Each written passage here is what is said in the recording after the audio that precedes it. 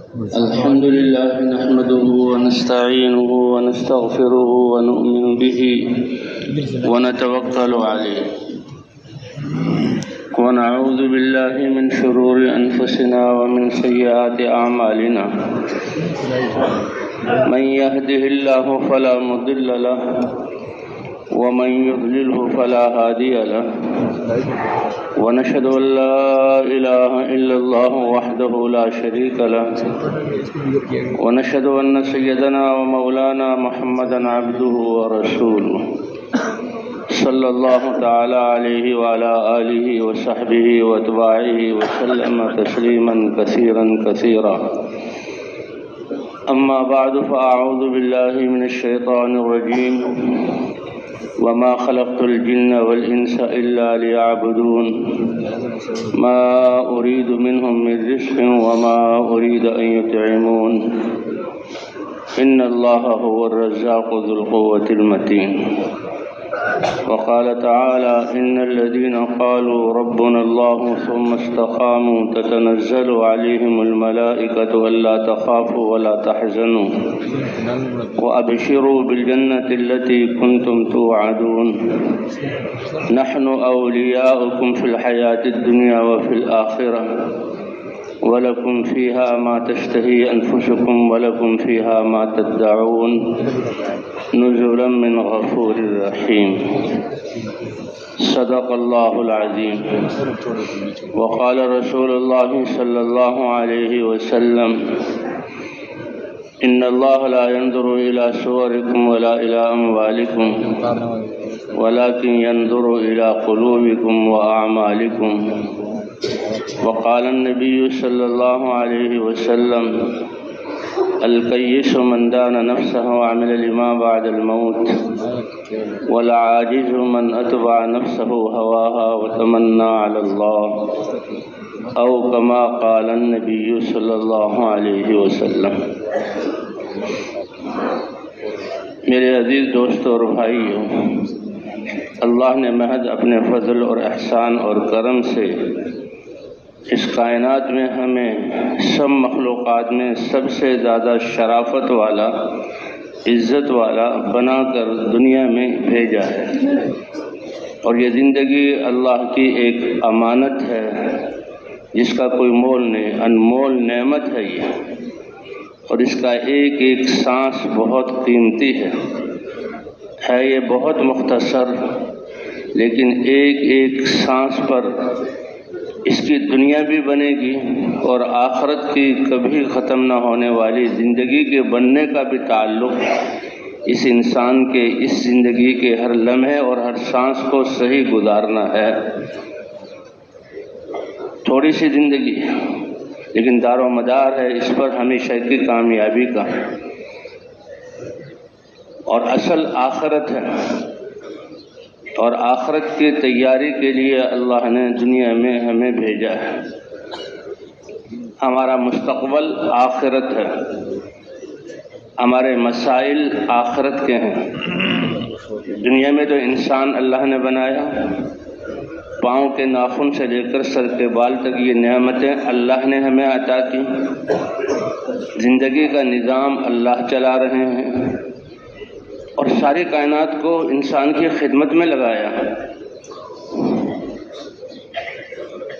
آدمی کو تھوڑے سے یہ حکومتیں، یہ سردار، یہ کمپنیاں، یہ کارخانے تھوڑے سے پیسے دیتی ہیں تو آدمی اپنا وقت ان کو دیتا ہے۔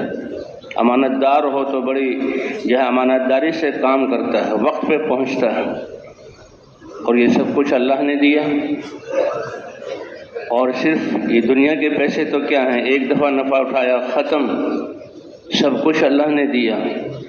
اور کس لیے دیا؟ تاکہ اللہ کی رضا کو حاصل کریں، اللہ کو راضی کر لیں، اور اللہ کی رضا جنت سے بھی بڑی چیز ہے۔ اے ابن آدم، مجھے تلاش کرو، مجھے پانے کی کوشش کرو، مجھے راضی کرو۔ خالق بھی میں ہی ہوں، اور رزاق بھی میں ہی ہوں، رب بھی میں ہی ہوں، اور میری طرف لوٹ کر آنا ہے، اور میں نے تمہارے لیے جنت بنائی ہے۔ تمہاری جو چاہتے ہیں کہ ہمیشہ زندہ رہو، دنیا میں رہ نہیں سکتے، دنیا میں سارے انسان زندہ رہتے تو شاید ہمیں پاؤں رکھنے کی جگہ نہ ملتی۔ تمہیں تمہاری خوراک ایک وقت میں مل جائے تو سنبھال نہ سکو، تمہیں زندگی کا پانی دے دیا جائے تمہارے پاس اسٹور کرنے کا کوئی نظام نہیں۔ تو یہ ساری تدبیریں کرنے والی ذات کس کی ہے؟ اللہ کی ہے۔ تو اللہ تعالیٰ نے ہمیں اس کائنات میں اشرف المخلوقات بنایا، سب سے زیادہ شرافت والا، سب سے خوبصورت شکل عطا کی، اور ساری کائنات کو ہمارے لیے مسخر کیا۔ اور یہ زندگی امانت ہے اللہ کی، ایک ایک سانس ساری کائنات سے زیادہ قیمتی ہے۔ اس لیے اللہ فرما رہے ہیں کہ دیکھو اس وقت کے آنے سے پہلے جب تمہارے عمل کا موقع اور مہلت ختم ہو جائے کچھ کر لو، اور میری دی ہوئی جان اور صلاحیتیں اور نعمتیں اور مال میں سے میری رضا کے لیے لگاؤ۔ باپ چھوٹے بچے کو کچھ دیتا ہے اس کے کھانے پینے کے لیے، اس کی مرغوب چیز، اور پھر باپ اس سے مانگتا ہے، تو باپ اس بچے کی محبت کو دیکھنا چاہتا ہے، اپنی طرف میلان کو دیکھنا چاہتا ہے۔ باپ کو ضرورت نہیں ہے، اور یہ دونوں انسان ہیں۔ اگر بیٹا اس چیز کو باپ کو دے دے تو باپ کی محبت اس بیٹے کے لیے اچھل کر جاتی ہے اور اس کو اپنی گود میں لیتا ہے۔ تو اللہ تو خالق ہیں، اللہ تو رب ہیں، اللہ تو ساری کائنات کے مالک ہیں، اور سب کچھ اللہ نے دیا، اور اللہ ہی نظام چلا رہے ہیں، اور اللہ نے ساری کائنات کو مسخر کیا۔ اور اللہ فرما رہے ہیں اے میرے بندو، جو میں نے دیا ہے میری رضا حاصل کرنے کے لیے خرچ کر لو، اس وقت سے پہلے کہ جب یہ مہلت ختم ہو جائے۔ من قبل ان یأتی احدکم الموت، یہ اللہ کا فضل ہے کہ عمل کرنے کا وقت تھوڑا سا دیا،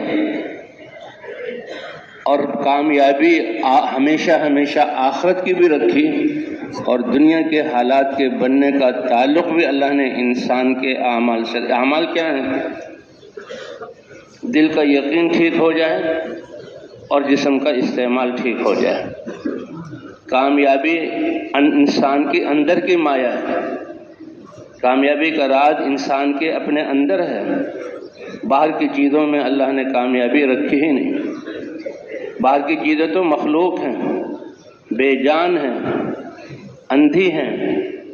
کسی گھر میں ایک اندھا ہو تو بڑا پورے گھر والے اس کے لیے خدمت کے لیے، اس کی پرورش کے لیے، اس کی نگہداشت کے لیے پریشان ہوتے ہیں۔ دو اندھے جمع ہو جائیں تو دو مسئلے ہو گئے، تین اندھے جمع ہو جائیں، 10 اندھے جمع ہو جائیں تو مخلوق تو اندھی ہے۔ اب جتنے اسباب اور وسائل کو جمع کرو گے اپنے مسائل زیادہ کرو گے۔ اور آج کا زمانہ گواہ ہے، اور اللہ زمانے ہی کو گواہ بناتے ہیں کہ آج جو انسان نے اپنے لیے وسائل بنائے ہیں اور کیسے زبردست وسائل بنائے ہیں، تو خود سوچیں مسائل بڑھ گئے یا کم ہو گئے؟ مسائل بڑھ گئے، کیونکہ مسائل کا تعلق ان وسائل سے نہیں ہے۔ مسائل کا تعلق انسان کے اپنے اندر دل کے یقین کے ٹھیک ہونے اور جسم کے اعمال کے ٹھیک ہونے سے۔ دنیا کے مسائل کا حل بھی ہے اور آخرت کے مسائل کا حل بھی، اور یہ اللہ کا نظام ہے، اور حضرات انبیاء کرام کی تعلیم ہے۔ اصل علم والے اور رہبر اور رہنما یہ انبیاء ہیں انسانوں کے۔ اللہ نے ہر قوم میں سے ایک کو چنا اپنی رسالت اور نبوت کے لیے، اس پر علم اتارا۔ ایک علم وہ ہے جو انسان اپنے تجربوں سے لکڑی کو جہاں کاٹ کر، چیر کر، پھاڑ کر اچھے فرنیچر، کروڑوں اور لاکھوں اور کروڑوں کا فرنیچر، تو یہ تو مخلوق ہے۔ اور لوہا اس کو پگھال کر کیا چیزیں بنا لی، یہ بے جان ہے۔ اور بے جان اور اندھوں کے جمع ہونے سے مسائل کم نہیں ہوتے بلکہ مسائل زیادہ ہو جاتے ہیں۔ اور انسان کے کامیابی کا تعلق دل کے یقین کے صحیح ہونے سے اور جسم کے استعمال کے صحیح ہونے سے۔ اسی لیے حدیث پاک میں اللہ کے رسول صلی اللہ علیہ وسلم نے وعدہ کر دیا کہ دیکھو معاملہ اللہ کے ہاتھ میں ہے، اور اللہ کا راضی ہونا یہ اصل مسئلہ ہے۔ اللہ بھی فرماتے ہیں تفرغ لعبادتی، میں نے اپنی عبادت کے لیے پیدا کیا، اپنے آپ کو فارغ کرو۔ یہ وقت نہیں ہے، کیوں وقت نہیں ہے؟ سب کچھ دیا ہوا کس کا ہے؟ ہاں، تم اپنے آپ کو عبادت کے لیے فارغ کرو، املا صدرک غنن، میں تمہارے دل کو غنا سے بھر دوں گا، تمہارے دل میں میری ذات پر ایمان ہوگا، میری معرفت کا نور ہوگا، اور تمہارے دل میں یہ اطمینان ہوگا کہ اللہ میرے ساتھ ہے، مجھے دیکھ رہا ہے اور میری سن رہا ہے، اور اللہ کے خزانے بھرے ہوئے ہیں، اور وہ ہر چیز پر قدرت والا ہے، اور وہ ارحم الراحمین ہے، ارحم الراحمین۔ تو اللہ کے ہاں جو رحمت کے خزانے ہیں 100 حصے اللہ نے کیے، اور ایک حصہ دنیا میں اتارا جس سے ساری دنیا کا نظام چل رہا ہے، حتیٰ کہ جانوروں کے دلوں میں بھی محبت اپنی اولاد کے لیے، بھیڑیے کی، شیر کی، شیرنی کی، چیتے کی، اپنی اولاد سے محبت، یہ اس سویں حصے کا حصہ، اور سارے انسانوں کی جو محبت ہے، اور 99 رحمت کے جو حصے ہیں اللہ قیامت میں ظاہر کریں گے، اور کن کے لیے؟ جو دنیا میں اللہ کی مان کر جائیں گے۔ کتنی بڑی بات ہے، کتنی بڑی بات ہے، اللہ ارحم الراحمین۔ تو اللہ نے کائنات میں سب سے افضل انسان بنایا، سب سے خوبصورت شکل عطا کی، سب سے زیادہ صلاحیتیں عطا کی، اور اللہ نے دنیا میں تھوڑے سے وقت کے لیے بھیجا۔ تو انسان جو چاہتا ہے ہمیشہ زندہ رہوں، ہمیشہ خوش رہوں، ہمیشہ عزت والا رہوں، ہمیشہ جو ہے صحت مند رہوں، ہمیشہ جوان رہوں، دنیا میں یہ ممکن نہیں ہے، دنیا حالات کی جگہ ہے۔ اسی لیے یعنی آخرت جو ہے جنت کا، اس میں اعلان کیا جائے گا ان تحیوا فلا تموتوا بعدہ ابدا۔ جو دنیا میں زندگی چاہتے تھے، اب تم ایمان اور اعمال اور اصل سرمایہ لے کر آئے ہو اور اللہ کو راضی کیا ہے، اب ہمیشہ عافیت والی، خوشی والی، عزت والی، اطمینان اور نعمتوں والی زندگی زندہ رہو، اور کبھی تمہیں موت نہیں آئے گی۔ وَلَكُمْ أَن تَشَبُّوا فَلَا تَحْرَمُوا بَعْدَهُ أَبَدًا، اور جوانی بھرپور کہ اس میں کوئی کمی نہیں، ذاتی تو ہوگی نعمت میں، کمی نہیں ہوگی، کبھی تم بوڑھے نہیں ہوگے، ہمیشہ صحت مند رہو، کبھی بیمار نہیں ہوگے، ہمیشہ خوش و خرم رہو، اور کبھی تم جو ہے رنجیدہ اور تمہیں غم نہیں ہوگا۔ ہمارا مستقبل آخرت ہے، اور ہمارا سرمایہ جس سے آخرت بنے اور دنیا بھی بنے، کیونکہ جس کی آخرت بن گئی اللہ اس کی دنیا بھی بنائیں گے۔ ہمارا اصل سرمایہ اللہ نے ہمارے اندر رکھا ہے۔ کامیابی یہ اندر کے مایہ کا نام ہے کہ اللہ کی ذات پر ایمان اور یقین، یہ اتنے بڑے اطمینان کی چیز ہے کہ ایمان والا کہیں بھی پریشان نہیں ہوگا، اللہ اس کو پریشان نہیں ہونے دیں گے۔ انا عند ظن عبدی بھی، میرے بندے جیسا میرے ساتھ یقین کرو گے میں ایسے ہی تمہارے ساتھ معاملہ کروں گا۔ پھر یہ جو سرمایہ ہے ایمان اور اعمال، اعمال کیا ہیں؟ آنکھ کو ایسے استعمال کرنا جیسے اللہ چاہتے ہیں، جو اللہ کو پسند ہو، اور اللہ کی پسند تو جنت سے بھی بڑی چیز ہے، تو وہ دیکھنا جو اللہ کو پسند ہو، اس میں کتنے انوارات ہوں گے، کتنی خوشیاں چھپی ہوئی ہوں گی، کتنی راحتیں اور عزت ہوں گی اس دیکھنے میں جو اللہ کو پسند ہے، اور کتنی جو ہے بولنا وہ جو اللہ کو پسند۔ اے انسان تم کتنے خوش قسمت ہو، اے ایمان والے تم کتنے سعادت والے ہو، تمہارا تو لوگوں کو نہیں، مخلوقات کو نہیں، تو بھول جانے والے ہیں، یہ تو فنا ہو جانے والے ہیں، ان کے پیچھے تو اپنی غرضیں ہیں، اور اگر تم سے محبت کا اظہار کرتے ہیں تو اپنی اس غرض کی وجہ سے، ہاں غرض نہ ہو تو پھر اپنی اولاد بھی انسان کو آپ نے ہمیں کیا دیا ہے، اور اللہ کی ذات تو ارحم الراحمین۔ تو وہ دیکھنا جو اللہ کو پسند، وہ بولنا جو اللہ کو پسند، وہ سننا جو اللہ کو پسند، اور وہ دماغ کی سوچ جو اللہ کو پسند، اور ہاتھ کا یعنی استعمال جو اللہ کو پسند، پاؤں سے چلنا، اور اللہ بڑے قدردان ہیں، اللہ انسان کے عمل کے بڑے قدردان ہیں۔ کہ قصہ ہے حدیثوں میں کہ پچھلی امتوں میں ایک شخص ایمان کی بنیاد پر کہ فلاں بستی میں میرا مسلمان بھائی رہتا، اللہ کو ماننے والا ہے، اور مسلمان کے مسلمان سے ملنے سے خوشی ہوتی ہے، اس لیے کہتے ہیں ملاقات کرنا اللہ کے لیے، ملنا اللہ کے لیے، بیٹھنا اللہ کے لیے، جس عمل میں اللہ کی نسبت آ جائے تو زمین اور آسمان کے خزانے ایک طرف اور مسلمان کے ایک بول اور ایک قدم اور ایک ہاتھ سے لینا دینا یہ ایک طرف، اتنا زیادہ۔ اسی لیے کیوں؟ اس لیے اللہ فرماتے ایمان والا تو انمول ہے، ایمان والا لا الہ الا اللہ کہنے والا انمول ہے، اس کا اگر کوئی خریدار بن سکتا ہے تو وہ اللہ ہی بن سکتا ہے، اور اس کا بدلہ اگر کوئی بن سکتا ہے تو جنت اور اللہ کی رضا کے علاوہ کوئی اس سے کم درجے کی کوئی اس کا بدلہ نہیں ہے۔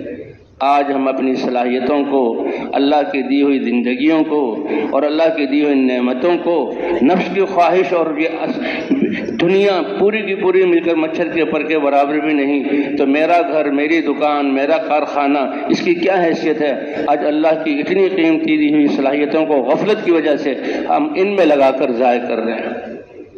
اس لیے فرمایا لا تغرنکم الحیات الدنیا، یہ دھوکہ دینے والی دنیا تمہیں دھوکے میں نہ ڈال دے کہ ہوتا ہوا نظر کہیں سے آ رہا ہے اور حقیقت میں کرنے والی ذات اللہ کی ہے۔ اور حق کو پہچاننے کے لیے ایمان کے نور کی ضرورت ہے، ہدایت کے نور کی ضرورت ہے، اور وہ حضرات انبیاء کرام لے کر آتے ہیں۔ جسے دنیا کی چیزوں کو دیکھنے کے لیے ایک سورج کی روشنی کی اور ایک آنکھوں کے نور کی ضرورت ہے۔ بلب جلیں گے، لائٹیں جلیں گی رات کو تو چیز نظر آئے گی ورنہ نہیں، سورج نکلے گا تو ہر چیز روشن ہوگی ورنہ نہیں، اور سورج نکلنے کے باوجود اور لائٹوں کے جلنے کے باوجود آنکھوں میں نور ہوگا تو نظر آئے گا ورنہ نہیں۔ اس لیے حقیقی دیکھنے کے لیے وہ بھی ایک نور ہے، ایک نور اللہ کی معرفت کا نور ہے جو انسان کے دل کے اندر ہوتا ہے، اور ایک نور جو اللہ نے اپنے احکام اور ضابطۂ زندگی کی صورت میں قرآن میں اتارا ہے۔ اے مسلمان، تم کتنے خوش قسمت ہو کہ تمہارے لیے اللہ نے نبیوں کو اتارا، اور اے امت محمدیہ محمد صلی اللہ علیہ وسلم کو اتارا، اور اے امت محمدیہ اللہ تعالیٰ نے تمہارے لیے قرآن اتارا، اور تمہاری نماز کی صورت میں اللہ سے 5 دفعہ ملاقاتیں، اور اللہ سے ملاقات کے لیے کیسے پاک صاف ہو کر جاتے ہوں کہ مسلمان جب صبح کو اٹھتا ہے، وضو کرتا ہے، تو وضو کی وجہ سے اس کے گناہوں کے دھبے اس سے دھلتے ہیں، سیاہیاں دھلتی ہیں اور بدبوئیں جو ہیں دھلتی ہیں، وہ معطر اور منور اور روشن بن کر اللہ کی طرف جاتا ہے، اللہ کے گھر کی طرف جاتا ہے۔ کہ جو وضو کرتا ہے پانی کے قطروں کے ساتھ گناہوں کی سیاہیاں، نحوستیں، پلیدیاں وہ گر جاتی ہیں، آخری قطرہ اس کے آخری، ہر وضو کے آخری گناہ کو لے کر، اور وہ روشن اور منور ہو جاتا ہے۔ اے اللہ کے رسول، آپ اپنی امت کو قیامت میں کیسے پہچانیں گے؟ وہ تو 1,24,000 یا 2 لاکھ انبیاء اور رسول ہوں گے، اور ان کے ساتھ ان کی امتیں ہوں گی، تو آپ اپنی امت کو کیسے پہچانیں گے؟ اللہ کے رسول صلی اللہ علیہ وسلم نے کیسی زبردست مثال دی جو ہر ایک انسان آسانی سے سمجھ سکتا ہے کہ ایک میدان بھرا ہوا ہے مشکی اور جو ہے مشکی گھوڑوں سے، کالے رنگ کے گھوڑوں سے، لیکن اس میں کچھ گھوڑے ایسے ہیں کہ ان کا پورا منہ اور چاروں پاؤں سفید ہیں گھٹنے تک، تو بتاؤ یہ آدمی اپنے گھوڑوں کو ان گھوڑوں میں سے نہیں پہچانے گا؟ کتنی زبردست نشانی ہے کہ یا رسول اللہ پہچان لے گا۔ یہ تو بہت اچھی نشانی ہے کہ اس کے جتنے بھی گھوڑے ہیں ان کا چہرہ اور چاروں ہاتھ پاؤں سفید ہیں۔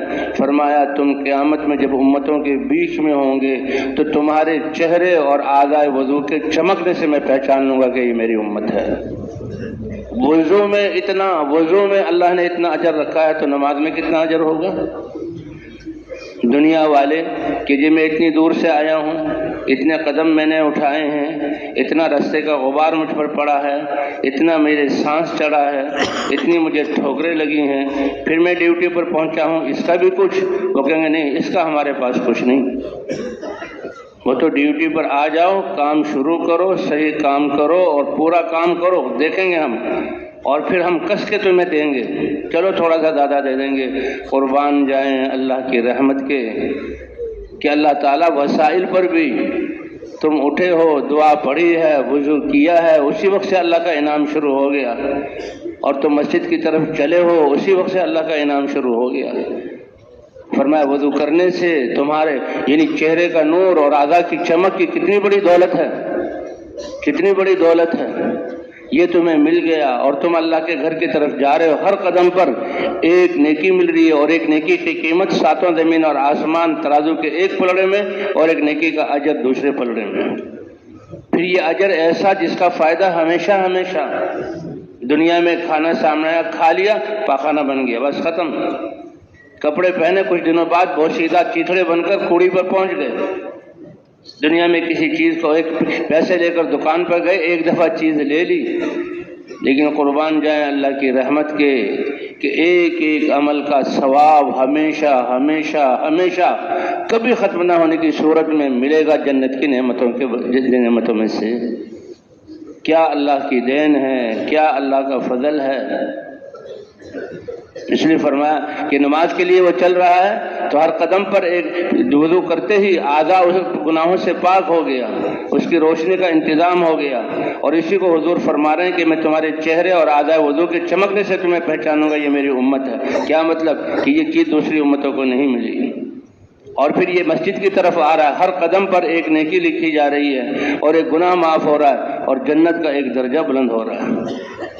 صحابہ کرام فرماتے ہیں مدینہ منورہ میں ایک شخص تھا جس کا گھر مدینے میں سب سے زیادہ دور تھا، اور مدینے کی جو آبادی ہے وہ نشیب و فراز والی.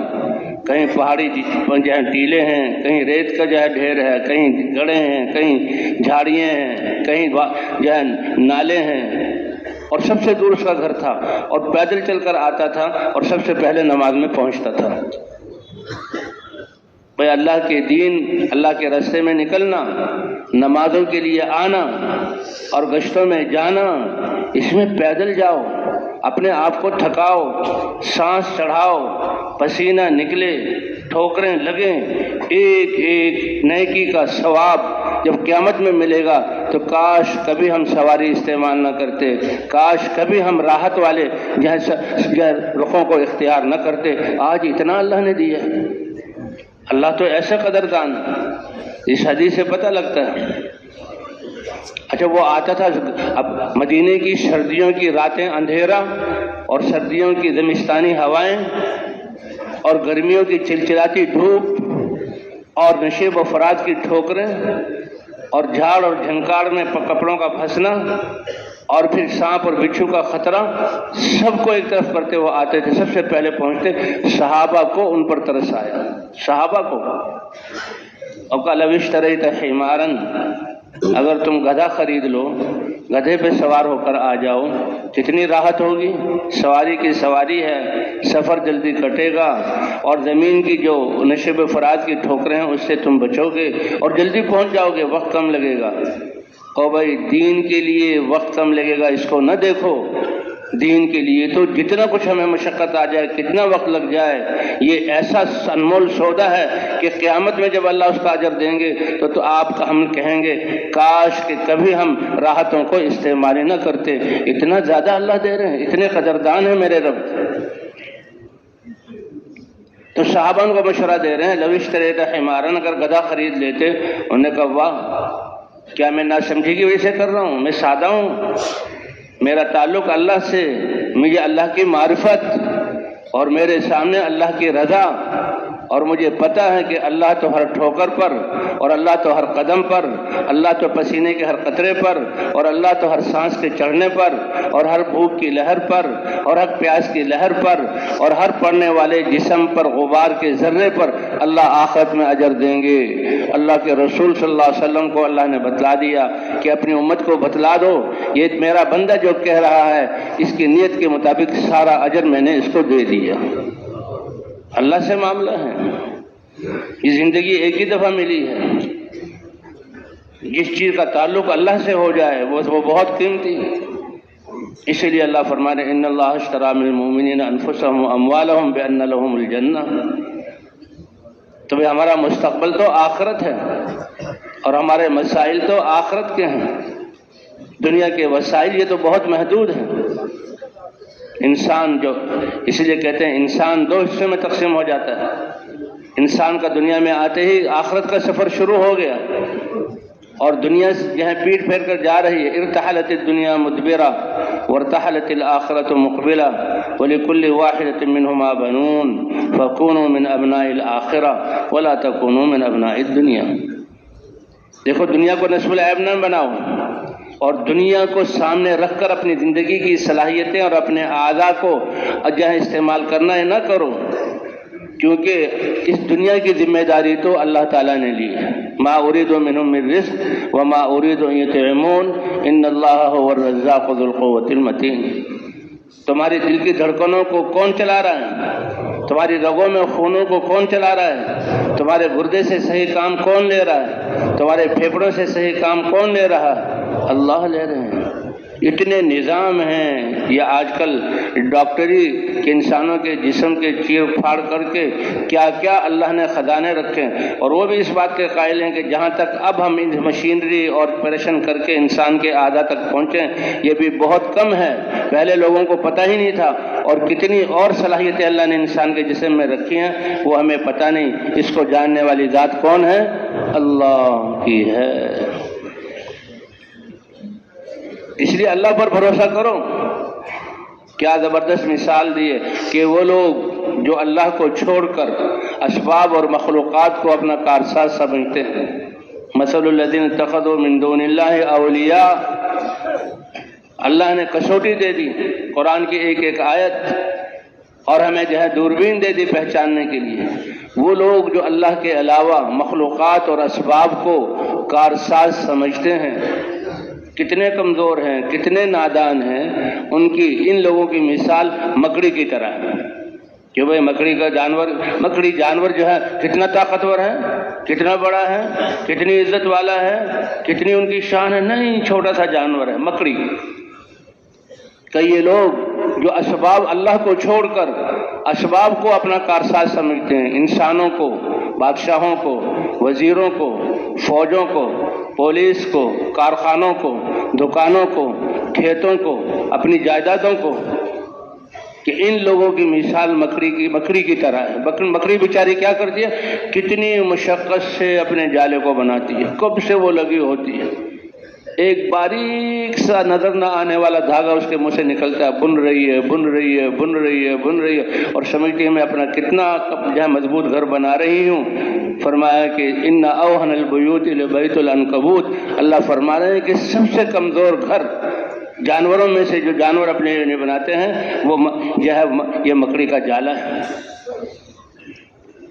تو جو لوگ اسباب کو اللہ کو چھوڑ کر اسباب و مخلوقات کو، ان کی مثال مکڑی کی سی ہے، اور ان کے اسباب کی مثال مکڑی کے جالے کی طرح ہے.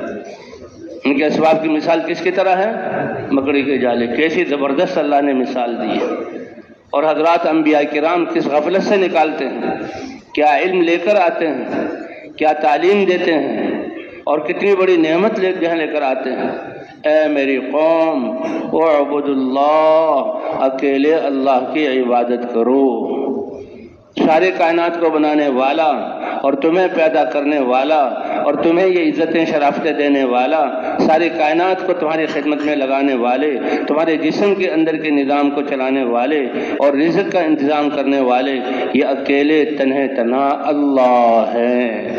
یہ توحید، کوئی اس کا شریک نہیں. لا الہ الا اللہ. یعنی ایمان والے کے علم کی ابتدا اللہ کی معرفت سے ہوتی ہے. آج کیا ہماری سمجھوں کو ہو گیا کہ یہ مخلوق جو اللہ کی بنائی ہوئی بے جان چیز، ان کو مختلف شکلوں میں بدل دینا، اس کا نام ہم نے علم رکھ دیا کہ جی علوم پڑھائے جا رہے ہیں. اور بھائی یہ تو پیشے ہیں، یہ تو فنون ہیں، یہ تو مخلوق ہے، اور یہ تو بے جان ہے. اب یہ دنیا ہمیں بتا رہی ہے، اللہ نے زمانے کو گواہ بنایا ہے، زمانے کی دوربین دی گئی. دیکھ لو زمانے کو کہ جن کے پاس جتنے زیادہ اسباب اور وسائل ہیں ان کے اتنے ہی زیادہ مسائل ہیں. وسائل کے زیادہ ہونے سے مسائل کم نہیں ہوں گے، بلکہ مسائل کیا ہو جائیں گے؟ زیادہ ہو جائیں گے. اور کیسی زبردست مثال دی. ایک اندھا گھر میں ہو تو ایک مسئلہ، اور 10 اندھے ہوں تو 10 مسئلے. گھر بھی بے جان، فرنیچر بھی بے جان، کپڑے بھی بے جان، پیسے بھی بے جان. اور اب انسان اس کا اتنا قیمتی انسان جو اس کی خدمت کے لیے بنایا، اور یہ اس کا پہرے دار بن کر زندگی گزار رہا ہے. اس کے حاصل کرنے میں زندگی کے سرمایہ کو ضائع کرتا ہے، پھر اس کی حفاظت کرنے میں زندگی کے سرمایہ کو ضائع کرتا ہے، اور پھر جب جاتا ہے چھوڑ کر روتا ہوا جاتا ہے، جاتا ہے چھوڑ کر تو روتا ہوا جاتا ہے۔ اس لیے اصل سرمایہ اللہ کی معرفت کا نور اور اللہ کی محبت، والذین آمنوا اشد حبا للہ، جو ایمان والے ہیں وہ سب سے زیادہ کس سے محبت کرتے ہیں؟ اللہ سے محبت کرتے ہیں۔ یہ دین تو ہے ہی محبت اور رحمت والا۔ والذین آمنوا اشد حبا للہ، جب اللہ ہی سے محبت کرتے ہیں کیونکہ وہ جانتے ہیں کہ سب کچھ اللہ کی ذات ہے، تو مانیں گے کس کی؟ اللہ ہی کی مانیں گے۔ یہی حضرات انبیاء کرام کی تعلیم ہے۔ اس لیے حضرات انبیاء کرام کا فرمایا تم سب نیک بن جاؤ اور تقوی والی زندگی اختیار کرو تو اللہ تمہیں لے جائے گا، جنت میں پہنچا دے گا۔ اللہ اپنی قدرت، اپنی رحمت، اپنی مغفرت کہ تم سے غلطیاں اور خطائیں ہوں اور تم اللہ سے معافی مانگو اور اللہ تمہارے گناہوں کو معاف کر دے۔ استغفروا ربکم، نوح علیہ السلام کیا کہہ رہے ہیں؟ اے میری قوم، 950 سال مجھے ستایا اور میں 950 سال اللہ کا نبی، میں تم میں پھرا اور اللہ کی معرفت سب سے بڑا علم لے کر آیا، اور تم نے مجھے کیسے کیسے ستایا۔ اے رب العالمین، میں نے ان کو ایک ایک کو بھی انفرادی حالت میں تیری طرف دعوت دی اور مجموع میں بھی دعوت دی، اور جب میں دعوت کے لیے ان میں آتا ہوں اور تیری معرفت، تیرا علم ان کو دینا چاہتا ہوں تو یہ اتنے نادان ہیں کہ بھاگتے ہیں۔ فلم یزدہم دعائی الا فرارا، میں تیری پہچان، تیرے احکام، تیرے دین اور تیرا علم ان کو دینے کے لیے آتا ہوں اور یہ بھاگتے ہیں۔ اور میں اس لیے ان کو بلاتا ہوں تاکہ یہ کفر سے، شرک سے، نافرمانی کی زندگی سے توبہ کر لیں اور آپ ان کے گناہوں کو معاف فرما دیں۔ آپ کی ناراضگی جو جہنم سے بھی زیادہ سخت ہے، اس سے ناراضگی سے بچ جائیں اور جہنم کے عذاب سے اور دنیا کی مصیبتوں سے بچ جائیں۔ لتغفر لهم، لیکن ان کی طرف سے معاملہ کیا ہے کہ اتنی قیمتی دعوت اور بات اور علم کو حاصل کرنے کے بجائے کانوں میں انگلیاں دے لیتے ہیں۔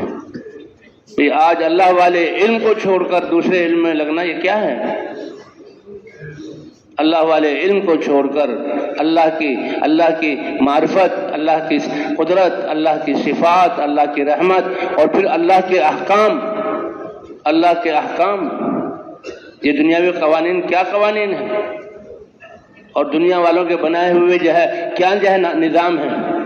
صحابہ کرام اسی کو تو لے کر نکلتے تھے کہ لنخرجکم من عبادت العباد الى عبادت رب العباد، کائنات کے سامنے تم اپنے آپ کو ذلیل کر کے جھک رہے ہو، اپنی صلاحیتیں اس کے حاصل کرنے میں لگا رہے ہو، جبکہ اللہ نے تمہارے لیے لکھ دیا ہے، جو لکھا ہے وہ تمہیں پہنچ کر رہے گا اور جو نہیں لکھا وہ تم حاصل نہیں کر سکتے۔ تم اس کے حاصل کرنے میں اپنے آپ کو لگا رہے ہو اور اپنے آپ کو ان کے سامنے جھکا رہے ہو، تو لوگ ان مخلوق کے سامنے جھکنے کی ذلت سے نکال کر اللہ کے سامنے جھکنے کی عزت کا تاج پہنانے اور لوگوں کے بنائے ہوئے قوانین جن میں ان کے مفادات ہیں اس سے نکال کر اللہ کے دین کی طرف، رحمت والے دین کی طرف، اور جب دنیا میں رہتے ہوئے اللہ کے دین پر نہیں چلو گے، اللہ کا دھمکی ہے کہ میں تمہاری زندگی کو تنگ کر دوں گا۔ سب کچھ موجود ہے لیکن دل کا اطمینان نہیں۔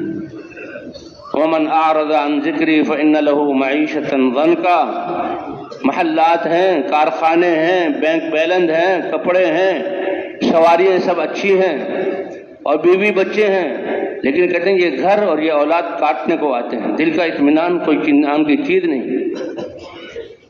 اور اصل جو اطمینان اللہ کی یاد کا کیا مطلب کہ اللہ میرے الہ ہیں، میرے معبود ہیں، میں اس کا بندہ ہوں، اس کا امر ہے۔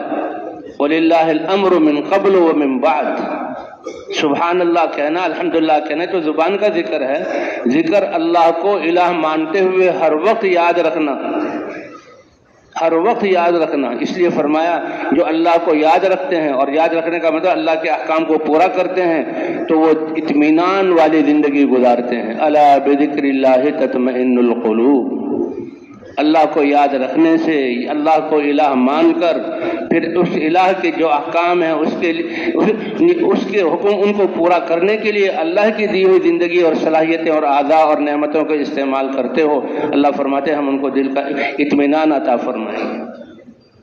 محلات میں ہو تب بھی مطمئن ہوں گے، سادہ زندگی بھی ہوں تب بھی مطمئن ہوں گے، حتیٰ کہ تلواروں کی جھنکار کے نیچے جہاد کے میدان میں ہو تب بھی ان کو اللہ اطمینان عطا فرمائیں گے۔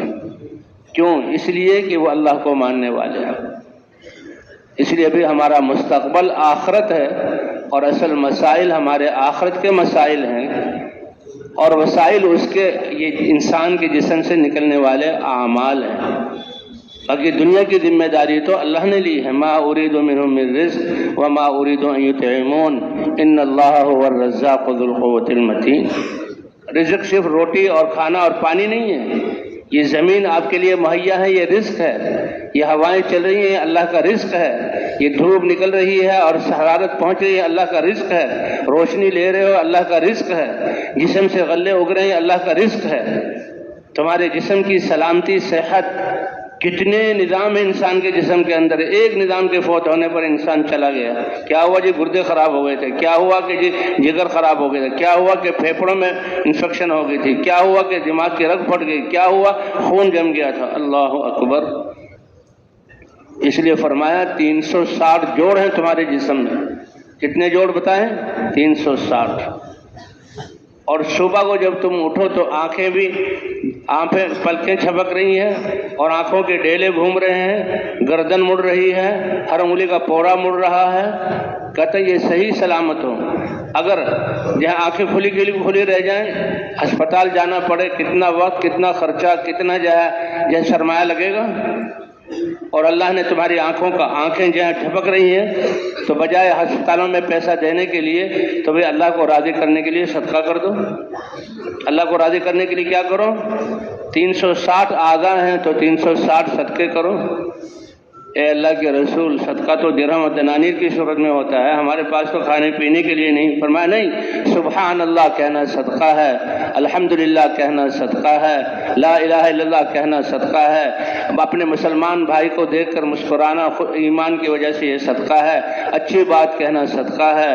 اور فرمایا اگر تم چاش کی 2 رکعتیں پڑھ لو تو سارے صدقے تم نے ادا کر دیے۔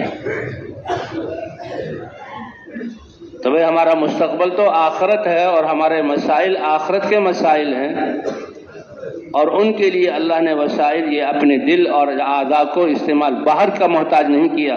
اس لیے فرمایا کامیابی اندر کی مایا ہے، کہ دل کو یقین کو ٹھیک کرو اور جسم کے استعمال کو ٹھیک کرو۔ اس لیے حضرات انبیاء کرام علم لاتے تھے، ہر عضو کے متعلق اللہ کا کیا حکم ہے علم لاتے تھے، اور اس علم پر چلانے کے لیے طاقت اور کرنٹ اور جو ہے قوت ایمان کی، وہ لا الہ الا اللہ کے دعوت سے ایمان کو پہلے بناتے تھے، کیونکہ جس کا ایمان بن گیا اس میں دین پر چلنے کی استعداد پیدا ہو گئی۔ ایمان کیا ہے؟ اللہ کو پہچاننا، اور جو اللہ کو پہچانے وہ سب سے زیادہ محبت کس سے کرے گا؟ اللہ ہی جب خالق ہے، مالک ہے، رب ہے، ارحم الراحمین ہے، جسم کی ساری نعمتیں اس کی دی ہوئی چلا وہ رہے ہیں، سارے کائنات کو مسخر اس نے کیا، تو اب ماننی کس کی ہے؟ اللہ کی۔ اسی لیے اللہ نے زمانے کی خوردبین اور دوربین دی ہے کہ زمانے سے پوچھو اور دیکھ لو کہ کامیاب لوگ کون ہیں؟ ایمان والے اور اعمال والے۔ اور اس سے اگلی چیز کہ جب اللہ کو پہچانا، اللہ کے احکام پر چل رہے ہو، آدمی غیرت میں کہ میں فلاں ہوں، فلاں کا آدمی ہوں، اس کی غیرت میں کیا کچھ کرتا ہے تو وہ غیرت ایمانی کی وجہ سے، غیرت ایمانی کی وجہ سے اللہ کی نافرمانی ان سے برداشت نہ ہو، اللہ کی نافرمانی برداشت نہ ہو۔ اسی لیے آج کیا واقعہ آتا ہے کہ اللہ تعالیٰ نے فرمایا اے جبرائیل، یہ فلاں بستی کے لوگ، میں نے ان کو انسان بنایا، میں ان کو رزق دے رہا ہوں، نعمتیں میری برس رہی ہیں ان پر، ان کو جہاں عافیتیں میں نے دی ہوئی ہیں، لیکن پھر بھی یہ نافرمانی کر رہے ہیں، پھر بھی نافرمانی کر رہے ہیں، اتنی مہلت دے دی پھر بھی یہ باز نہیں آیا، تو اب میرا فیصلہ کہ اس کو بستی کو الٹ دو، ختم کر دو بس۔ اللہ فرمانے تو یہی ہوا، اگر یہ بستیوں والے ایمان اور تقوی والے ہوتے تو زمین اور آسمان کی برکتوں کے دروازے میں ان کے لیے کھول دیتا، زمین اور آسمان کی برکتوں کے لیے۔ پھر زمین سے خوراک غلوں کو کھینچنے کے لیے سپرے اور کھادوں کی ضرورت نہیں ہوتی۔ میں زمین کو حکم دیتا، اے زمین یہ تقوی والے ہیں، اپنی برکتوں کو ظاہر کرو۔ جب امام مہدی آئیں گے اور دجال کا فتنہ ختم ہوگا اور سب ایمان والے ہوں گے تو اللہ زمین کو حکم کریں گے، فرمایا گندم کا دانہ کھجور کی گٹھلی سے بڑا ہوگا، یہ برکت ہوگی۔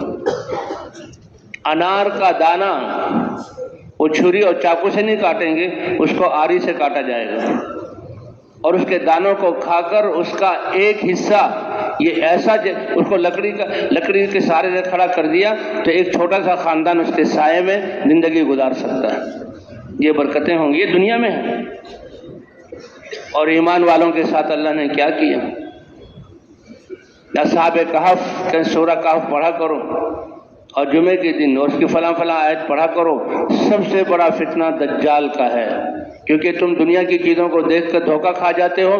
تم تو کہ سورج سے روشنی ہے، گرمی سورج سے ہے، غلے زمین سے اگ رہے ہیں اور ہواؤں سے آکسیجن مل رہا ہے، کھانے سے بھوک، تو وہ تو اتنا بڑا فتنہ ہے کہ وہ دکھائے گا کہ دیکھو میں کیا کچھ کرنے والا ہوں۔ اس لیے دجال کے فتنے سے حفاظت، سب سے بڑا فتنہ دجال کا ہے۔ اللہ فرماتا دنیا سے بھی، دنیا تمہیں دھوکے میں نہ ڈال دے کہ کرنے والی ذات اللہ کی ہے اور جو ہے نظر آ رہا ہے ان چیزوں سے، تو کہو کہ ان چیزوں سے ہو رہا ہے۔ اس لیے ہمیں تو لا الہ الا اللہ، سب کرنے والی ذات کس کی ہے؟ کیونکہ ان چیزوں کو پیدا بھی اللہ نے کیا، ان میں صفات نفع نقصان کی بھی اللہ نے رکھی، اور صفات پیدا کر کے اللہ نے ان کو آزاد نہیں کیا کہ جیسے جس کو چاہے نفع دے، بلکہ اللہ کے تصرف کے نیچے ہے۔ ان کے ذریعے سے جس کو اللہ چاہے نفع پہنچائے، جتنا چاہے نفع پہنچائیں، اور نقصان دینے والی چیزوں کے ذریعے سے جتنا نقصان پہنچائیں، اور پھر اللہ کی قدرت ان کے ساتھ مقید نہیں ہوگی، نفع والی چیزوں کو نقصان والا بنا دے اور نقصان والی چیزوں کو نفع والا بنا دے۔ ہمارے لیے قرآن پاک میں موسیٰ علیہ السلام کے واقعے کو ذکر کر کے ہمیں سبق دے دیا کہ جس لاٹھی سے 10 سال تک بکریاں چرائی، بکری چرانے کے لیے انسان چرواہا، اس کے بعد لاٹھی ہوتی ہے، جو ہے بھیڑیے اور جو ہے خونخوار جانوروں سے حفاظت کرنا، بکریوں کو ہانکنا، پتے جھاڑنا، 10 سال۔ اور اللہ نے اپنی بارگاہ میں بلایا، جو ہی اس وادی طوا میں آئے تو آواز آئی، اخلع نعلیک فإنک بالوادی المقدس طوا، اے موسیٰ تم پاکیزہ وادی میں آئے ہو، اللہ تم سے بات کر رہا ہے، جوتے اتار دو۔ اس لیے مسجد میں آتے ہیں تو جوتے مسجد سے باہر اتار کر آتے ہیں۔ کیوں بھائی اتار کر آتے ہیں کہ نہیں آتے؟ کیوں؟ اس لیے کہ مسلمان کے معراج اور مناجات نماز ہے۔ جو ہی نماز میں شامل داخل ہوا، اللہ اکبر، اللہ اکبر، یعنی اللہ کی بڑائی، یہ اللہ اکبر سے نماز کی ابتدا ہوتی ہے کہ اللہ سب سے بڑے ہیں، اس نیت و استحضار کے ساتھ۔ اور جب انسان نماز میں داخل ہو جاتا ہے، اس کے اور اللہ کے درمیان کے پردے ہٹ جاتے ہیں، اور یہ مسلمان نمازی آدمی کہتا ہے الحمدللہ رب العالمین، اللہ کی طرف سے جواب ملتا ہے کائنات دیکھو میرے بندے نے میری حمد بیان کی۔ الرحمن الرحیم، اے کائنات دیکھو اثنا علیہ عبدی، میرے بندے نے میری ثنا بیان کی۔ مالک یوم الدین، میرے بندے نے میری بڑا بزرگی کو بیان کیا۔ تو بھائی نماز کو ایسی بنانا، اس لیے کہتے ہیں آنکھوں کی حفاظت کرو۔ دسترخوان پہ بہت ساری چیزیں ہیں کھانے کی، حلال ہیں، اپنی ہیں، لیکن تمہاری صحت کے اصول اور ڈاکٹر کیا بتاتے ہیں کہ اس کا مطلب یہ نہیں کہ دسترخوان کو صفا چٹ کر کے اٹھو تو پیٹ نہیں بھرے گا، ابکائیاں آئیں گی، الٹیاں ہو جائیں گی، تمہاری صحت خراب ہو جائے گی، یہ سارا حلال کھانے سے ہسپتال میں چلے جاؤ گے۔ اس لیے اللہ فرماتا ہے کلوا واشربوا ولا تسرفوا، کھاؤ اور پیو اور اسراف مت کرو۔ اور وہ کہاں سے پتہ لگے گا؟ قرآن اور حدیث سے پتہ لگے گا کہ کھانے اپنے معدے کے 3 حصے کرو، تہائی حصہ کھاؤ، 1 حصہ پانی، 1 حصہ سانس کے لیے چھوڑ دو۔ ہاں کلوا واشربوا ولا تسرفوا، کیسے جو ہے حدود والا اور پابندیوں والا اللہ نے ہمیں دین مرحمت فرمایا ہے۔ تو بہرحال دجال یہ بہت بڑا فتنہ ہے، اور سورہ کہف میں اس کا ذکر ہے، اور سورہ کہف میں اللہ تعالیٰ نے چند نوجوانوں کا ذکر کیا کہ بادشاہ تھا، اور بادشاہ جو ہے لوگوں، یہ جو ہے دنیا والے کہ لوگ میری مانیں، لوگوں کو اپنے تابع کیا ہوا تھا، اور ایک جادوگر تھا، جادو کے جب انسان اللہ کی ذات پر ایمان نہ ہو تو پھر یہ ہر چیز سے ڈرتا ہے۔ حضرت عبداللہ ابن عمر رضی اللہ تعالیٰ عنہ سفر سے واپس آ رہے تھے، ایک بستی میں داخل ہوئے تو وہاں رش لگا ہوا تھا۔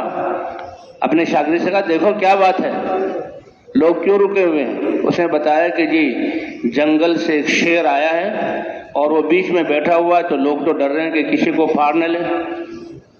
تو یہ صحابی ہیں، یہ اپنے سواری سے اترے اور لوگوں کے رش کو چیرتے ہوئے شیر کے سامنے کھڑے ہو گئے۔ کس کے سامنے کھڑے ہو گئے؟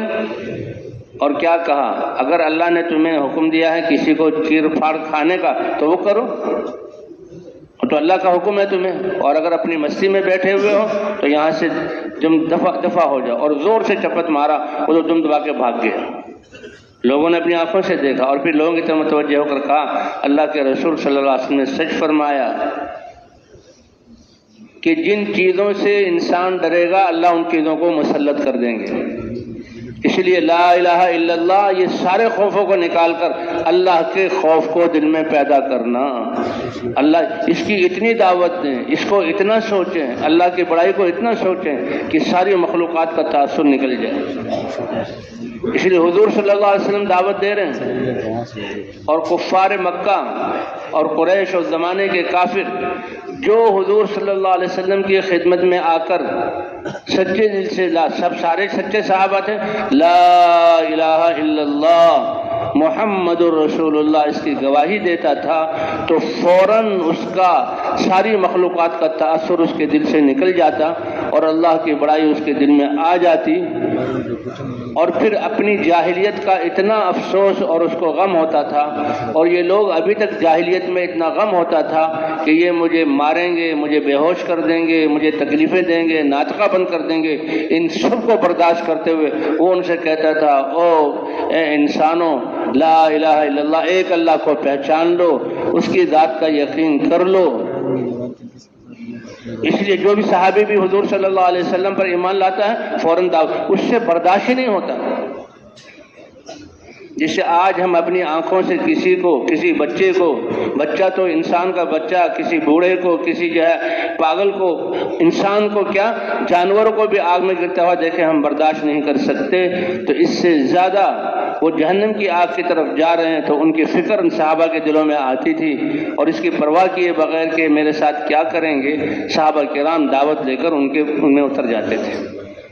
کیوں؟ اللہ کی معرفت کا کلمہ، اللہ کو پہچان لیا، ایسا اللہ کی معرفت کا نور آتا تھا۔ حضرت ابو ذر غفاری رضی اللہ تعالیٰ عنہ، ان کو پتہ لگا کہ مکے میں ایک ہستی ظاہر ہوئے ہیں، اور وہ کہتے ہیں آسمانوں سے وحی آتی ہے۔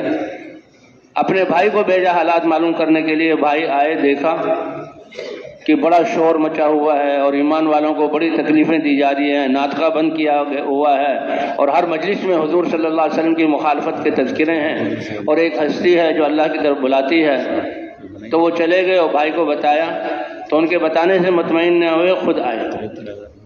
بڑے جرت والے تھے، بڑے دلیر تھے، سردار تھے، بڑے عقل مند فیصلہ کرنے والے تھے۔ جب مکے میں آئے تو کفار مکہ نے ایسے انتظامات کیے ہوئے، ہر چوکی پر اپنے لوگ بٹھائے ہوئے، اور لوگ بٹھا کر وہ پہلے سے تقریریں کر کے دیکھو بیت اللہ کا طواف کرو، وہاں بیٹھو اور جو چاہے کرو، عمرہ کرو، جو چاہے کرو، لیکن تمہیں ایک بہت خطرناک بات سے بچاتے ہیں۔ ایک نفسیاتی حربہ استعمال کرتے تھے کہ ایک ہستی ہے جن کا نام محمد ہے، ان کی بات نہ سننا، کہ ان کی بات سننے کی وجہ سے انسان اپنے باپ دادا کے دین کو چھوڑ دیتا ہے۔ تو یہ ایک نفسیاتی حربہ تھا جو استعمال کرتے تھے، اور اپنے معبودوں کو برا بھلا کہتا ہے۔ تو وہ تو ان کے معبود تھے جو جہالت کی وجہ سے انہیں تو فوراً دل میں تاثر۔ تو یہ ایسے جب داخل ہوئے اور اندر دیکھا کہ جو ہے صحابہ کرام کو جو تکلیفیں دی جا رہی ہیں، باوجود سردار اور جری ہونے کے 3 دن تک کسی سے ہمت نہیں ہوئی کہ پوچھیں کہ محمد صلی اللہ علیہ وسلم کہاں ہے۔ بات قبول کرنا، اسلام میں داخل ہونا تو دور کی بات ہے، اور سارے دن تلاش کرتے ہیں کہ شاید آمنا سامنا ہو جائے، لیکن نہیں ہوا۔ اور رات کو بیت اللہ میں آتے ہیں تو حضرت علی رضی اللہ تعالیٰ عنہ کہتے ہیں بھی ایک اجنبی اور بڑا معزز آدمی معلوم ہو رہا ہے، اپنے گھر ان کو لے جاتے ہیں اور بڑے اطمینان سے لے جاتے ہیں۔ فلما اصبح رابعاً، جب چوتھی صبح ہوئی تو حضرت علی نے پوچھا بھائی مکہ مکرمہ تو کوئی اتنی بڑی بستی نہیں ہے، یہاں کسی سے ملنا، کوئی اپنی حاجت پوری کرنا وہ تو 1-2 دن میں ہو جاتا ہے، تمہیں 3 دن ہو گئے، کیا بات ہے؟ اب انہوں نے کہا کہ جس بات کو میں چھپا رہا ہوں، کسی کو بتانا نہیں چاہتا، ڈر ہے، کہ پہلے عہد کرو کہ کسی سے کہو گے نہیں، اگر تمہیں کرنی ہے تو کر دو ورنہ خاموش رہو۔ حضرت علی نے کہا بالکل شریفوں والا وعدہ ہے۔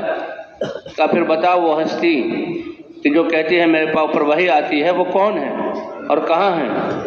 اب حضرت علی رضی اللہ تعالیٰ بھی مجھے محتاط ہو گئے کہ اس رستے پر لے کر جاؤں گا تو کسی کافر کی نظر پڑ گئی تو ابھی اسلام لانے سے پہلے ہی اس کی تکلیفیں شروع ہو جائیں گی۔ فرمایا میں اور تم ساتھ جائیں گے، اور جب مجھے احساس ہو کہ کوئی نظر ہمیں دیکھ رہی ہے، یہ کہاں جا رہے ہیں، یہ تو دار ارقم کی طرف راستہ جا رہا ہے، اور قبل اس کے کہ وہ کچھ کرے، اقدام کرے، میں بیٹھ جاؤں گا جیسے جوتا ٹھیک کر رہا ہوں یا پیشاب کرنے لگا ہوں، تم آگے چلے جانا، کسی گلی میں چلے جانا تاکہ اس کو پتہ نہ ہو کہ تم میرے ساتھ ہو۔ اتنی احتیاط اور اتنا خوف تھا۔ اس طرح لے کر چلے، اور جو ہی حضور کی دار ارقم میں، حضور کے مجلس میں، حضور کے نورانی اور خوبصورت اور اخلاق والے چہرے کو دیکھ کر متاثر ہو گئے کہ یہ چہرہ تو سچے آدمی ہی کا چہرہ ہے، اس کے علاوہ ہے ہی نہیں۔ اور پھر آپ کے دعوت دینے کا انداز، سارے نبیوں کے سردار، سارے انبیاء دعوت دینے والے، جن کی دعوت سے ان کی قوموں کو ہدایت ملی، اور ہدایت مل کر اللہ نے زمین کا وارث ایمان والوں کو بنایا، اور ان ہدایت والوں کی بنیاد پر اللہ نے باطل کو ختم کیا۔ اس لیے ہمارے حضرات فرماتے ہیں اللہ نے ہمیں زمانے کی دوربین دی ہے، زمانے کی خوردبین دی ہے۔ زمانے سے پوچھو کہ دنیا میں کون پنپے، اللہ نے زمین کا وارث کن کو بنایا، اور اللہ نے خلافت کا وعدہ کن سے کیا ہوا ہے۔ وعد اللہ الذین آمنوا منکم وعملوا الصالحات ليستخلفنهم في الارض كما استخلف الذین من قبلهم۔ ایمان لا کر اللہ کا حق بھی پہچانو، اس کو ادا کرو، اور ایمان لا کر لوگوں کے حقوق بھی پہچانو اور ان کے حقوق کو ادا کرو۔ ایسا پیارا دین، اور اس کے ساتھ ساتھ یہ دین تو ہے ہی سراسر یہ ہمدردی خیرخواہی، تو دوسرے لوگوں کو بھی حق کی وصیت کرو، اور اس پر نادان لوگ تمہاری مخالفت کریں گے تو ایک دوسرے کو صبر کی وصیت۔ کہتے ہیں والعصر ان الانسان لفی خسر، غالباً امام مالک یا کسی امام کا قول ہے کہ قرآن میں یہی صورت اگر اترتی ہمارے لیے تو یہی کافی تھی۔ اس میں اللہ نے وہ کچھ بیان کر دیا، زمانے کی کسوٹی اور دوربین ہمیں دے دی، اور بتا دیا کہ کامیابی کے لیے پہلا قدم ایمان کا ہے، دوسرا قدم اس ایمان کے مطابق اپنی زندگی کو، اپنے اعضاء کو اللہ کے احکام عمل الصالحات اس کا ہے، اور پھر دینی غیرت کی وجہ سے لوگوں کو نقصان میں جاتا ہوا دیکھ کر ایک دوسرے کو حق کی وصیت کرنا ہے، اور پھر وتواصوا بالصبر، اور اس وصیت کرنے میں تکلیفیں آئیں گی، ایک دوسرے کو صبر کی وصیت کرنا۔ اور بھائی ہمیں تو اللہ تعالیٰ نے چنا اس کام کے لیے، ہمارا تو یہ فریضہ بنایا، ہمیں تو یہ اعزاز دیا کہ تم بہترین امت ہو، اس لیے سارے لوگوں انسانوں کی نفع رسانی کے لیے نکالے گئے، سارے انسانوں کی نفع رسانی کے لیے ہی نکالے گئے۔ ہماری تو یہ ذمہ داری ہے، کنتم خیر امت اخرجت للناس۔ تو بہرحال اللہ تعالیٰ نے حکم فرمایا اے جبرائیل اس بستی کو الٹ دو۔ جبرائیل علیہ السلام نے کہا اے اللہ اس میں تو ایک شخص ایسا ہے کہ کسی آن کسی گھڑی یہ تو آپ کی یاد سے غافل ہی نہیں ہوتا۔ کہاں؟ خود تو میری عبادت میں لگا ہوا اور غافل نہیں ہوتا، اور میرے بندے، اللہ کو کتنی محبت ہے اپنے بندوں سے، میرے بندے جو میری نافرمانی کر کے نقصان میں جا رہے ہیں، اس کی وجہ سے اس کے ماتھے پہ تیور بھی نہیں آتی، اس کے چہرے پر افسوس بھی نہیں ہوتا۔ لم یتمعر وجہہ فیہ، یہ کیسا مجھ پر ایمان لانے والا، صرف اپنے ذات کی وجہ سے، حالانکہ ان کی ذمہ داری نہیں تھی لیکن غیرت ایمانی ان کے ذمہ بھی تھی، اور ہمارے تو یہ ذمہ ہے، غیرت ایمانی ان کے ذمہ بھی تھی۔ لہذا بستی کو الٹو تو اسی کے سر پر الٹو، بستی کو الٹو تو اسی کے سر پر الٹو۔ اللہ نے ایک اور واقعہ بیان کیا اصحاب سبت کا۔ اللہ فرماتے دیکھو دنیا میں تم مزے کی زندگی گزار لو، کامیابی مل جائے، ایسا ہو نہیں سکتا۔ ایسے لوگ کہ کہتے ہیں بس دنیا میں اطمینان اور مزے کی زندگی گزر جائے، وہ نادانوں کی بستی میں رہتے ہیں۔ دنیا میں تو ایمان کے ساتھ ابتلا آئے گی، امتحان آئے گا۔ اگر امتحان نہ، کیوں اپنے بچوں کو درس گاہوں میں چھوڑ کر آتے ہو؟ کیوں ماؤں کی گودوں سے جدا کرتے ہو؟ کیوں گھر کی راحتوں سے ان کو نکالتے ہو؟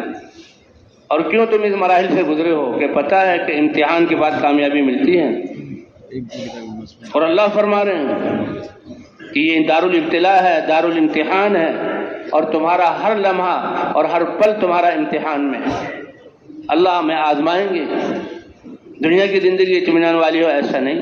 وَلَنَبْلُوَنَّكُمْ بِشَيْءٍ مِّنَ الْخَوْفِ وَالْجُوعِ وَنَقْصٍ مِّنَ الْأَمْوَالِ وَالْأَنفُسِ وَالثَّمَرَاتِ وَبَشِّرِ الصَّابِرِينَ۔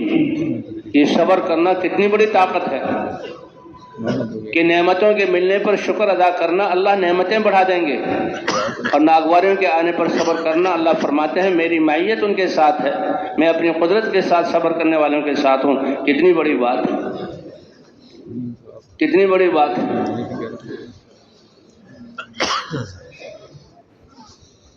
تو یہ واقعہ قرآن پاک میں بیان کیا ہوا، چند نوجوان تھے اور بادشاہ جو ہے وہ اپنی بادشاہت کے دھوکے میں آ کر وہ کہتا سب کچھ میں ہوں تمہارا، بس مجھے مانو، میرے سامنے جھک جاؤ۔ اب وہ سامنے والے بھی تو انسان ہیں، ہو سکتے ہیں اس سے زیادہ سمجھدار، تو ان کو اور قابو میں کرنے کے لیے پھر جادو کا نظام چلایا جاتا۔ جادو ایک چیز ہوتی ہے، اس میں کچھ جو ہے منتر ونتر ہوتے ہیں آدمی کو قابو کرنے کے لیے، کچھ جناتوں کو مسخر کیا جاتا ہے۔ تو جادو کرنے کا بادشاہ سلامت، میں تو بوڑھا ہو رہا ہوں، میں بوڑھا ہو گیا، مر گیا تو تمہاری یہ حکومت کی چولیں ہل جائیں گی، اور یہ حکومت والوں کو اسی کا ڈر ہوتا ہے بس میری حکومت مجھ سے نہ جائے۔ ایمان والے کو حکومت ملے تو اللہ کے احکام مانوں گا، اور حکومت چلی جائے تب بھی میں اللہ کے احکام مانوں گا۔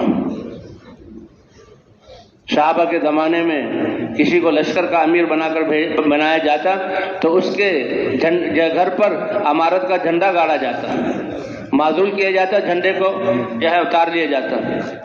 تو ایک صحابی کا واقعہ ہے کہ ان کو رات کو مشورہ ہوا کہ بھئی یہ امیر ہوں گے، اور جو ہے وہ جھنڈا گاڑ دیا گیا۔ لیکن پھر کوئی مسئلہ ہوا حضور کے زمانے میں، پھر کوئی مسئلہ ہوا، جھنڈے کو اتار دیا گیا۔ تو وہ صحابی کیا کہتے ہیں کہ ایمان اور اللہ سے محبت اور اللہ کے حکم میں کامیابی کا یقین اتنا زیادہ ہے، نہ تمہارے امیر بنانے سے مجھے خوشی ہوئی ہے، نہ تمہارے معزول کرنے سے مجھے جو ہے افسوس ہوا ہے۔ کیوں؟ میرے لیے سرمایہ تو اللہ کی ذات پر یقین کرتے ہوئے اللہ کے حکم کو ماننا ہے۔ تو یہ یقین اللہ ہمیں ہمارا بنا دے۔ اپنے اس یقین کے بنانے کے لیے اور ساری دنیا کے مسلمانوں کو اس یقین پر لانے کے لیے ہماری محنت ہے کہ کامیابی کس میں ہے؟ اللہ کے حکم کو نبی کے طریقے پر پورا کرنے میں۔ تقاضے پورے ہوں یا نہ ہوں، اصل تقاضے اور مسائل جسے شروع میں کہا گیا وہ آخرت کے ہیں۔ دنیا کی بھوک کوئی بھوک نہیں ہے، دنیا کی پیاس کوئی پیاس نہیں ہے، دنیا کی گرمی کوئی گرمی نہیں ہے، دنیا کی بیماری کوئی بیماری نہیں ہے، دنیا کی پریشانی کوئی پریشانی نہیں ہے۔ یہ حالات ہیں، اور اس میں ہمارا مددگار اور سہارا دینے والا ہم نے اس میں اللہ کے حکم کو دیکھنا ہے اور نبی کے طریقے پر چلنا ہے۔ وہ ہم نے پورا کر دیا تو ہم کامیاب ہیں۔ بھوک تو آخرت کی بھوک ہے، اللہ بچائے۔ پیاس تو آخرت کی پیاس ہے، اللہ ہماری حفاظت فرمائے۔ گرمی تو اس سورج کی گرمی جو سوا ندے پر ہوگا، اور گرمی تو جہنم کی گرمی ہے، اللہ ہماری حفاظت فرمائے۔ اسی لیے فرمایا گیا فَمَنْ زُحْزِحَ عَنِ النَّارِ وَأُدْخِلَ الْجَنَّةَ فَقَدْ فَازَ، کہ کامیاب کون ہے؟ جس نے اپنی زندگی کو ایسے گزارا کہ اللہ نے راضی ہو کر جہنم سے دور رکھنے کا فیصلہ کر دیا اور جنت میں داخلے کا فیصلہ کر دیا، یہ کامیاب ہے۔ اور اگر اللہ کی رضا مل گئی تو یہ جنت سے بھی بڑی چیز ہے۔ اس لیے بھائی یہ وقت کا سرمایہ بہت قیمتی ہے، ایک ایک سانس بہت قیمتی ہے۔ اسی لیے اللہ نے فرمایا کہ وہ وقت آنے سے پہلے کہ فرشتہ پنجے گاڑ دے اور موت آ جائے اور عمل کا وقت ختم، اور تم چیخو اور پکارو اور کہو لولا اخرتنی الی اجل قریب، اے اللہ چند سانس اور دے دے، پھر تو جو کچھ میرے پاس ہے سارا صدقہ کر دوں گا، اور پھر زندگی کا ہر لمحہ میں جو ہے تیری اطاعت میں گزاروں گا۔ اللہ نے فرمائیں گے یہ 50 سال، یہ 40 سال، یہ 60 سال، یہ 70 سال بغیر مانگے تمہیں دیے تھے، اور تم نے اس کو غفلت میں گزارا، اب تمہیں ایک سانس بھی واپس نہیں دیا جائے گا۔ اس لیے سب سے بڑا سرمایہ اور اللہ کی نعمت یہ وقت ہے، اور اس وقت کا سب سے بڑا مصرف حضور صلی اللہ علیہ وسلم والی محنت ہے۔ یہ اللہ کا کتنا بڑا احسان ہے، یہ اللہ کا کتنا بڑا کرم ہے۔ اس مادے کے زمانے میں اور اس جو ہے فساد کے زمانے میں اور حضور صلی اللہ علیہ وسلم کے زمانے سے اتنے دور زمانے میں اللہ نے آج ہمیں حضور والی فکر اور محنت دی ہے۔ اے اللہ، جیسے آپ نے ہمیں یہ محنت عطا کی ہے، ایسے اس کو حق اور سچ سمجھ کر اس پر ہمیں صلاحیتیں لگانے کی توفیق عطا فرما۔ اے اللہ، اس کو اپنی زندگی کا مقصد بنانے کی توفیق عطا فرما۔ اے اللہ، اس محنت کا تعلق یہ 5 ارب انسانیت جو موجود ہے یا 6-7 ارب انسانیت موجود ہے، ان سے اور ان کی نسلوں سے، قیامت تک آنے والی نسلوں سے، اے اللہ اس کام کے لیے ہمیں قبول فرما کر جیسے اس کام کو کرنے کا حق ہے، اے اللہ ویسے کرنے کی توفیق عطا فرما۔ 2 ارب مسلمان ہیں جو مسائل کا شکار ہیں۔ حالات کا تعلق تو اعمال سے ہے، اعمال درست ہوں گے تو اللہ حالات ٹھیک کریں گے، اور اعمال خراب ہوں گے تو اللہ حالات خراب کر دیں گے۔ عدی ابن حاتم، یہ ان کی پھوپھی جو ہے، حاتم تائی کے بیٹے، حاتم تائی، یہ بہت بنی طے قبیلہ تھا، اس لیے ان کو تائی کہتے تھے، اور اس میں حاتم تائی بڑے سخی، ان کے قصے ہماری کتابوں میں، اور واقعی وہ بہت بڑے سخی تھے اور عیسائی مذہب سے تعلق رکھتے تھے۔ تو وہ تو حضور صلی اللہ علیہ وسلم کے زمانے سے پہلے ان کا انتقال ہو گیا۔ ان کے بنی طے قبیلے سے جنگ ہوئی، صحابہ کرام گئے، فتح پا کر آئے، اور حاتم کی بہن وہ قیدیوں میں آ گئی۔ تو بڑی سردارہ تھی وہ، اتنے بڑے آدمی کی بہن تھی، بڑی سمجھدار تھی۔ تو اس نے جو جب جنگ میں جو مسلمانوں کے اعمال کو دیکھا اور فتح پا کر واپسی میں جو بھیجا، اللہ اکبر، کیا لوگ کہتے ہیں کہ مسلمان تلواریں لے کر نکلے، ان کا نکلنا کن جذبے سے ہوتا تھا، ان کا میدانوں میں جو ہے جنگ کرنا وہ کس جذبے سے ہوتا تھا، اور پھر کیسے وہ جو ہے جو فتح پاتے تھے تو کیسے اللہ کے سامنے جھکتے تھے۔ مکہ فتح ہوا، کوئی جشن نہیں، صحابہ کرام بیت اللہ میں جو ہے وہ ساری رات اللہ کے سامنے کھڑے ہو کر رو رہے ہیں اور دعائیں کر رہے ہیں۔ یہ ہے جشن فتح مکہ کا۔ ہندہ جیسی وہ عورت جس نے حمزہ رضی اللہ تعالیٰ کا کلیجہ چبایا تھا، اور جو سفیان کے مسلمان شوہر کے مسلمان ہونے پر اس کو نیچے گرا کر اس کی پٹائی کی تھی کہ تم آج بزدل محمد صلی اللہ علیہ وسلم کا دین قبول کر لیا۔ لیکن جب رات کا منظر ہوا، بیت اللہ پہاڑوں کے بیچ میں تھا اور مکے والوں کا گھر پہاڑوں کے اوپر تھے اور بیت اللہ نظر آتا تھا، تو اب جب رات آئی تو کیا جشن ہوگا، کیا شور شرابہ ہوگا، کیا ادھم مچے گا، اللہ اکبر۔ وہ تو حضور صلی اللہ علیہ وسلم جب فاتح بن کر داخل ہو رہے ہیں، آپ کی گردن جھکی ہوئی ہے اور آپ کی زبان مبارک سے الحمدللہ وحدہ، ساری کی ساری تعریفیں کس کے لیے ہیں؟ اپنی قربانیوں، صحابہ کی قربانیوں کا کوئی ذکر نہیں۔ الحمدللہ وحدہ، تمام کی تمام تعریفیں اکیلے اللہ کے لیے ہیں۔ نصر عبدہ، جس نے اپنے بندے کی نصرت کی، انجز وعدہ، اور جو اللہ نے وعدہ کیا تھا اس کو پورا کیا کہ مکہ تمہیں دلواؤں گا۔ وہزم الاحزاب وحدہ، اور سارے لشکروں کو صرف اللہ نے اکیلے، حضور صلی اللہ علیہ وسلم اس تواضع کے ساتھ داخل ہو رہے ہیں اور عام معافی کا اعلان کر دیا کہ باطل کی کمر جو ٹوٹی ہے، وہ یہ فتح مکہ کے موقع پر آپ کے جو اخلاق تھے اور آپ نے عفو درگزر کا جو معاملہ کیا، بس اس پر تو بات ہی ختم ہو گئی۔ تو سفیان مسلمان ہو گئے تھے، اب یہ رات کیسے گزاریں گے؟ تو ہندا کو بھی اس بات کی کہ مسلمان کیا، اس نے اپنی بالکونی کو کھولا اور پہاڑ کے اوپر گھر تھا، اس سے جب بیت اللہ کو دیکھا تو مسلمان تو سارے کھڑے ہوئے اللہ کے سامنے شکر میں رو رہے ہیں۔ تو وہ بے اختیار کہ اس کعبہ کے رب کی عبادت تو ایسی کبھی کی نہیں گئی جو آج حضور صلی اللہ علیہ وسلم کر رہے ہیں، اور اسی عبادت نے اس کا دل بدلا، اور ہندا بھی وہ صحابیہ بن گئی اور کہا اشہد ان لا الہ الا اللہ واشہد ان محمدا عبدہ ورسولہ۔ تو بھئی یہ ہے یہ دینی اخلاق۔ تو بہرحال حاتم تائی کی بہن حضور صلی اللہ علیہ وسلم کی قید میں آ گئی، تو وہ دیکھ رہی تھی، کیونکہ صحابہ کرام کا نکلنا ہی کس جذبے سے ہوتا تھا۔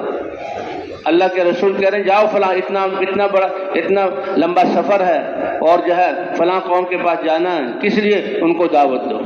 سب سے قیمتی دولت ان کے سامنے، سب سے بڑا علم اور ان سے کہو لا الہ الا اللہ کہہ دو، اور حضور کی کہ اگر وہ لا الہ الا اللہ پڑھ لے تو وہ تمہارے بھائی بن گئے، اور اس کلمے کے پڑھتے ہی سارے گناہوں سے پاک ہو کر تمہارے برابر ہو گئے، وہ تمہارے بھائی ہیں۔ لکم لہم ما لکم، جتنے اسلام نے تمہیں فائدے دیے ہیں سارے فائدے ان کے لیے ہیں، وعلیہم ما علیکم، اور گناہوں پر اور نافرمانی پر جو تاوان اور سزائیں تمہارے لیے ہیں وہ ان کے لیے تمہارے برابر ہو گئے، اور ان کو دین سکھاؤ، اور ان کو دین سکھاؤ۔ تو صحابہ کرام تو اتنی خیر خواہی کے جذبے سے نکلتے تھے، حالانکہ زیادہ سفر ان کے پاس نہیں ہے، گھروں میں چولہے نہیں جل رہے، پہننے کے کپڑے نہیں ہیں، تعداد اتنی نہیں ہے کہ جس قبیلے کے پاس جا رہے ہیں اگر جنگ کی صورت ہوئی تو جنگ کر سکیں، ہتھیار بھی نہ ہونے کے برابر ہیں، لیکن کیا درد اور غم تھا ان کے دلوں میں جو حضور صلی اللہ علیہ وسلم سے منتقل ہوا تھا، اور وہ اس حال میں نکلتے تھے، اور فرمایا کہ مسلمان ہو جائیں تم ان کو مسلمان بنا کر میرے پاس لے آؤ، یہ مجھے زیادہ محبوب ہے۔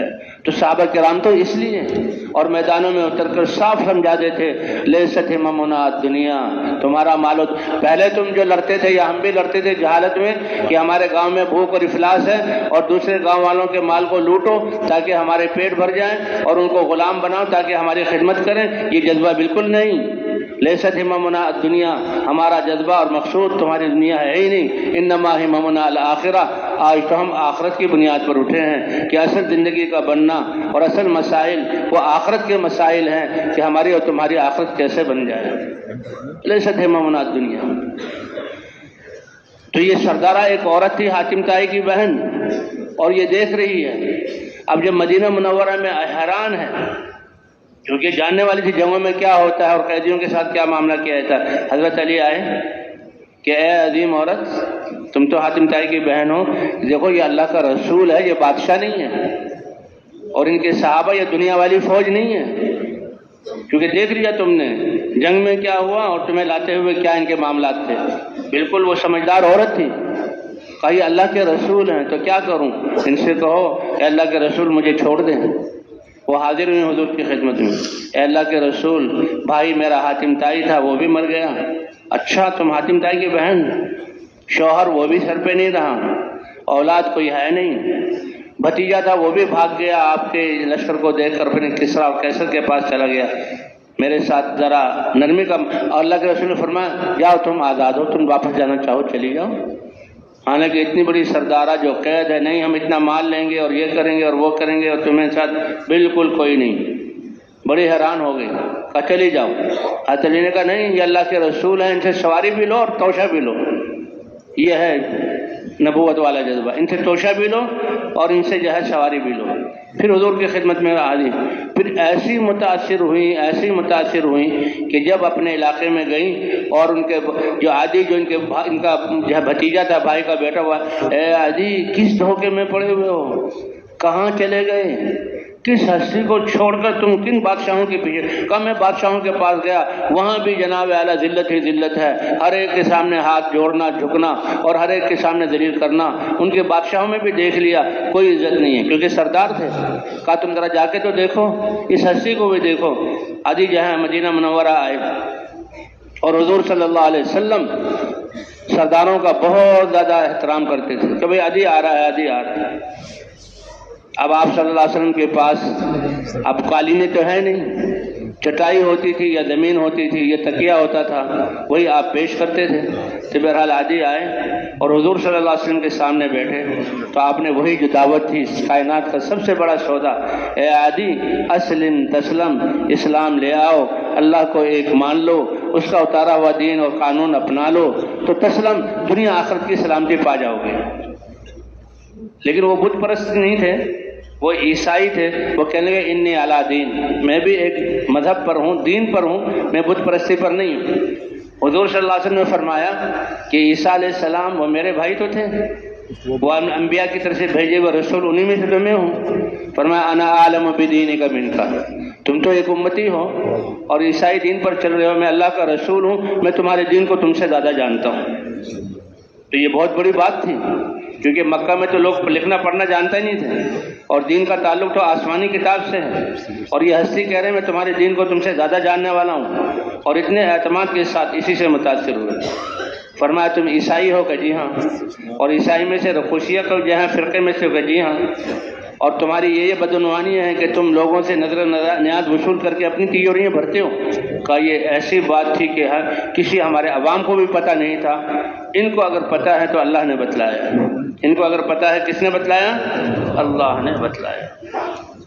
حضرت خولہ ایک صحابیہ ہیں، وہ حضور صلی اللہ علیہ وسلم کے پاس آئیں، ان کے خاوند سے ان کا کوئی معاملہ ہو گیا تھا اور بیچاری پریشان ہو کر آئیں، اور حضور صلی اللہ علیہ وسلم والا حجرہ ہی کتنا بڑا تھا کہ لیٹو تو سر ایک دیوار کو، پاؤں دوسری دیوار کو۔ حضرت عائشہ رضی اللہ عنہا وہاں بیٹھی ہوئی ہیں۔ حضرت عائشہ فرماتی ہیں میں ایک طرف تھی، وہ خولہ آئیں، وہ حضور کے پاس بیٹھی اور اتنی چپکے سے بات کی کہ مجھے آواز کی سرسراہٹ تو سنائی دے رہی تھی لیکن الفاظ میری سمجھ میں نہیں آ رہے تھے، لیکن قربان جاؤں میں نے اپنے رب کے کہ اللہ نے آسمانوں پر اس کی آواز کو سنا۔ قد سمع اللہ قول التی تجادلک فی زوجہا وتشتکی الی اللہ واللہ یسمع تحاورکما۔ اے نبی بتا دو میری اس بندی کو، اللہ نے تم دونوں اس کی شکایت اللہ نے عرش پر سن لی ہے، اور آپ لوگوں پہ جو آپ دونوں کے درمیان بات ہوئی اللہ نے سن لیا ہے، اور اس کا یہ مسئلہ ہے۔ قد سمع اللہ قول التی تجادلک فی زوجہا وتشتکی الی اللہ، اللہ کے رسول کے سامنے پیش ہو کر اللہ کے سامنے شکایت پیش کر رہی تھی۔ اللہ تعالیٰ سننے والے بھی ہیں، جاننے والے بھی۔ تو عائشہ فرماتی قربان جاؤں کہ میں حضور کے پیچھے بیٹھی ہوئی ہوں، دوسری طرف میں اس کی آواز کو نہیں سمجھ سکی اور اللہ نے عرش سے اس کی آواز کو سنی۔ تو بہرحال تو جب وہ جانے گے حضرت نے کہا یہ اللہ کے نبی ہیں، ان سے سواری بھی لو اور توشہ بھی لو۔ اللہ کے رسول میں ایک بڑی عمر کی عورت ہوں، واپس جا رہی ہوں، میرے پاس کوئی اسباب نہیں، تو اللہ کے رسول کے اخلاق بجائے لینے کے سواری بھی دی اور توشہ بھی دی، اور ایسی متاثر ہوئی جب پہنچی اپنے علاقے میں اور وہ جہاں بھائی آیا کہا او میرے بھتیجے کہاں تم بھٹکتے پھر رہے ہو، جاؤ اس ہستی کی طرف اور دیکھو ان کے جو ہے اخلاق کو اور ان کے معاملے کو، وہ بہت بڑی ہستی ہیں۔ تو عدی آ گئے، اور جب عدی آیا تو عدی نے حضور نے فرمایا اسلم تسلم، اسلام لے آؤ تم سلامتی پا جاؤ گے، اور فرمایا دیکھو تم رقوشیہ قبیلے سے نہیں ہو، اور تم جو ہے تم اپنی قوم کی نیازوں کو اپنی تیوریاں بھرنے میں لگاتے ہو، حالانکہ وہ تمہارے لیے حلال نہیں۔ کہتا بس میں تو چاروں شانے چت گر گیا اور بے بس ہو گیا کہ واقعی یہ بڑی ہستی ہے۔ اور اے عدی میں تمہیں بتاؤں کہ تم کیوں نہیں دین میں اسلام میں داخل ہو رہے؟ تم دیکھ رہے ہو کہ یہ جو مزدور قسم کے اور سادے قسم کے لوگ ہیں، فقراء بسطاء، یہ دین میں داخل ہوئے ہیں، یہ تو ایک فطرت اور اللہ کی سنت ہے۔ تم نے حیرہ مقام دیکھا ہے؟ کا دیکھا تو نہیں لیکن سنا ضرور ہے، وہ تو یمن کا یا عراق کا ایک شہر ہے۔ فرمایا میرے اس دین کی وجہ سے ایسا امن قائم ہوگا کہ آج تو کسی کی عزت اور کسی کے جان اور مال محفوظ نہیں، اس دین کی وجہ سے ایسا امن کہ ایک عورت اپنے لباس اور زیورات میں سج دھج کر وہاں سے چلے گی اور دوسرے ملک سے اور بنی طے کا علاقہ طے کرتے ہوئے بیت اللہ تک آئے گی، اور راستے میں اللہ کے علاوہ کسی کا ڈر اس کے دل میں نہیں ہوگا۔ تو عادی اچھل پڑے کہ راستے میں تو ہمارا قبیلہ ہے جن کے ڈاکوؤں سے، جن کے ڈاکہ ڈالنے سے پورا عرب پریشان ہے۔ فرمایا اللہ امن قائم کر دیں گے، اور کسرا فارس کے خزانے مدینے میں آئیں گے، کیونکہ جب ایمان والے بن گئے تو اللہ ظالموں کی حکومتوں سے ظالم جن اپنی عواموں پر ٹیکس کی جائے لگا کر اور مہنگائی کر کے اور ان کو مشقتوں میں ڈال کر اپنی تیوریاں بھری ہیں، جب ایمان والے ہر حقوق کو ادا کرنے والے ہوں گے تو اللہ ان ظالموں سے سب کچھ لے کر مسلمانوں کو دے دیں گے۔ کا کسرا فارس سنا؟ کہ جی ہاں۔ کب اس کے خزانے مدینے میں؟ کا کسرا فارس، عرب تو ان کا نام سن کر ہی جو ہے ان کی ٹانگیں کانپنے لگ جاتی تھی، اور کہا اللہ اتنا مال دے دیں گے، غنی کر دیں گے مسلمانوں کو کہ ایک مالدار آدمی اپنی زکوٰۃ ادا کرنے کے لیے ڈھونڈتا پھرے گا کہ کوئی فقیر مل جائے۔ تو عدی ابن حاتم رضی اللہ عنہ مسلمان ہو گئے، کہا اشہد ان لا الہ الا اللہ واشہد ان محمدا عبدہ ورسولہ۔ کیونکہ پہاڑی علاقے کے رہنے والے تھے اور یہ کتوں کے ذریعے سے شکار کیا کرتے تھے، یہ جانتے ہیں زمیندار اور جو کتے شکاری کتے یہ ایک یعنی ہمارے یہ فقہ ہے اور مسائل ہیں، اس میں شکاری کتوں کا باب ہے، اور وہ اکثر حدیثیں عدی ابن حاتم سے منقول ہیں کہ سدایا وہ کتا کون سا ہوتا ہے، کس کتے کے شکار کو جب وہ زخمی کر دے اور اس جو ہے اس کو کھانا جائز ہے، یہ سارے مسائل عدی ابن حاتم سے ہیں۔ تو حضور صلی اللہ علیہ وسلم یعنی وہ فوراً فرمایا کہ ایک تو اللہ تعالیٰ کسرا فارس کے خزانے مسلمانوں کے کسرا فارس کے خزانے کے ہاں، اور ہیرا سے ایک عورت چلے گی، اللہ اتنا امن قائم کر دیں گے اور اتنا غنا اللہ دے دیں گے کہ مالدار آدمی اپنی زکوٰۃ کے لیے تلاش کرے گا فقیر کو۔ تو وہ فوراً وہ بھی مسلمان ہو گئے، اور مسلمان ہو کر پھر حضور صلی اللہ علیہ وسلم کے صحابی بنے، اور پھر چلتے رہے۔ حضرت عمر رضی اللہ تعالیٰ عنہ کے زمانے میں حضرت عمر رضی اللہ تعالیٰ عنہ بیت اللہ کا طواف کر رہے تھے، حضرت عدی ابن حاتم بھی ساتھ تھے، تو فرماتے ہیں کہ حضرت عمر رضی اللہ تعالیٰ نے ایک عورت کو دیکھا اپنے برقعے اور پردے میں اور لباس میں، سمجھ گئے کہ یہ عورت یہاں کی نہیں ہے، تو آواز دی کہ اے اللہ کی بندی، تم کون اور کہاں سے آئی ہو؟ تو وہ بھی سمجھ گئی کہ بلانے والے امیر المومنین ہیں، متوجہ ہوئی کہ امیر المومنین میں حیرہ مقام سے آئی ہوں۔ سالوں پہلے کا واقعہ۔ حضرت علی فرماتے ہیں فوراً حضور کی مجلس اور حضور کے الفاظ میرے کانوں میں گونجنے لگے کہ اس دن میری سمجھ میں نہیں آ رہا تھا کہ حیرہ مقام سے کیسے عورت آئے گی اور ایسا امن قائم ہوگا، اور آج میں اپنی آنکھوں سے دیکھ رہا ہوں۔ اس نے کہا میں حیرہ مقام سے آئی ہوں۔ پوچھا کہ کیسے لوگوں کو پایا؟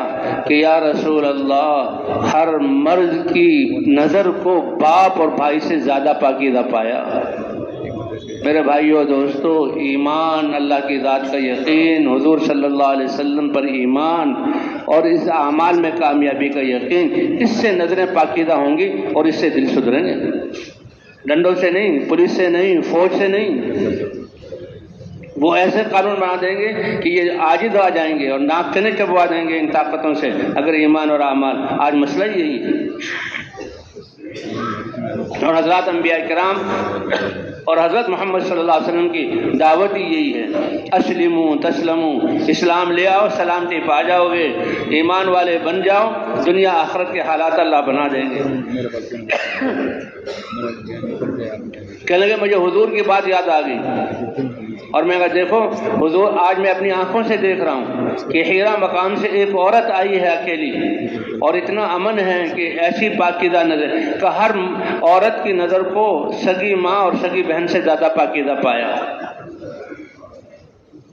فرمایا کسرا کے خزانے فتح کرنے والی فوجوں میں خود تھا، کہ کسرا کی حکومت کو اللہ نے پاش پاش کیا اور وہ سارے خزانے مدینہ منورہ میں آئے اور فقراء اور مساکین تک پہنچے۔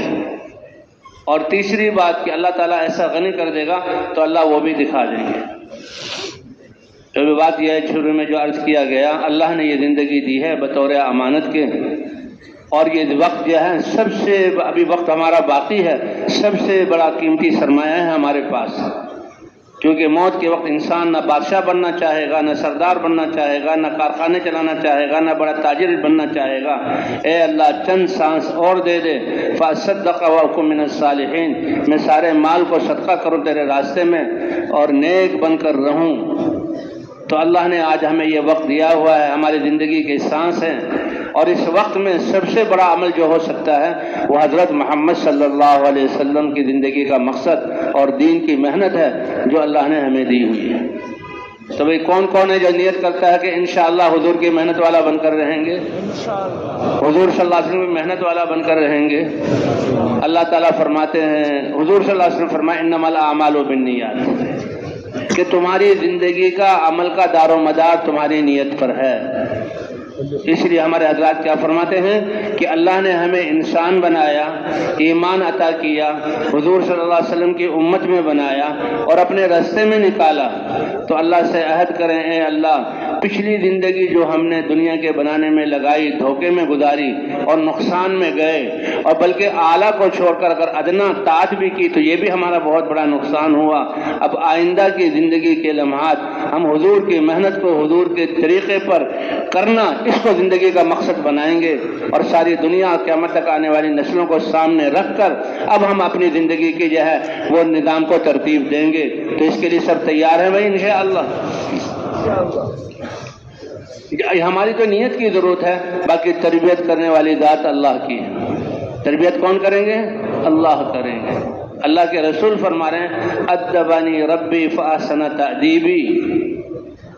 چاروں طرف کفر ہی کفر، شرک ہی شرک، بیت اللہ کے باہر 360 بتوں کی عبادت ہو رہی ہے، ننگا طواف کیا جا رہا ہے، بچیوں کو زندہ درگور کیا جا رہا ہے، بچوں کو جہاں گلا گھونٹ کر بھوک کے ڈر سے مارا جا رہا ہے، اور جہاں خون بہایا جا رہا ہے، ڈاکے پڑ رہے ہیں، اور اس میں حضور صلی اللہ علیہ وسلم کو اتنا پاکیزہ اللہ نے بنایا۔ ادبنی ربی فاحسن تأدیبی وعلمنی ربی فاحسن تعلیمی۔ میرے رب نے مجھے علم عطا فرمایا اور بہت خوبصورت علم عطا فرمایا۔ اللہ تعالیٰ نے حضرت عیسیٰ علیہ السلام پر وحی بھیجی، اے عیسیٰ تمہارے بعد ایک امت آئے گی، وہ ایسی امت ہوگی، ان کا ایمان کا یہ کمال اور مرتبہ ہوگا کہ ہر خوشی کے ملنے پر ان کے دل اور زبان اور عمل سے میرا شکر ظاہر ہوگا۔ ہاں، ان اصابتہ سرا فشکر، کہ جب بھی کوئی نعمت ملے گی تو اللہ کا شکر، اور جب بھی کوئی ناگواری آئے گی تو وہ صبر، کہ یہ حالات کس کی طرف سے آئے ہیں؟ فرما کتنے ہم پریشان ہیں، کتنے ہم پر حالات ہیں، کتنی ناگواریوں سے گزر رہے ہیں، لیکن ایمان اتنا مضبوط نہیں کہ ہم کہیں کہ اللہ کی طرف سے ہے اور اے اللہ ہم اس پر راضی ہیں۔ کتنی صبر کی قوت کو ہم نے اپنے ہاتھوں سے ضائع کر دیا، کتنا اپنا نقصان کر دیا۔ اے عیسیٰ وہ ایسی امت ہوں گے، ہر نعمت کے ملنے پر میرا شکر ادا کریں گے اور ہر ناگواری کے آنے پر صبر کریں گے۔ ولا علم لہم ولا حلم، اور ان کے پاس اپنا علم بھی نہیں ہوگا اور ان کے پاس اپنا حلم بھی نہیں ہوگا۔ تو عیسیٰ علیہ السلام نبی ہیں، اللہ کی طرف وحی آتی ہے اور وہ ان کا ایمان ہے، اس پر حیران ہو رہے ہیں، اے اللہ یہ کیسے ہوگا؟ فرمایا یہ امت ایسی ہوگی وَأُعْطِيهِم مِّنْ عِلْمِي وَأُعْطِيهِم مِّنْ حِلْمِي، کہ اپنے علم میں سے میں ان کو علم عطا کروں گا اور اپنے حلم میں سے میں ان کو حلم عطا کروں گا۔ کتنی بڑی بات ہے، کتنی بڑی بات ہے۔ تو بھئی اس لیے ہمارے مسائل تو آخرت کے مسائل ہیں، دنیا میں تو ہر چیز کا ذمہ اللہ نے لیا ہوا ہے۔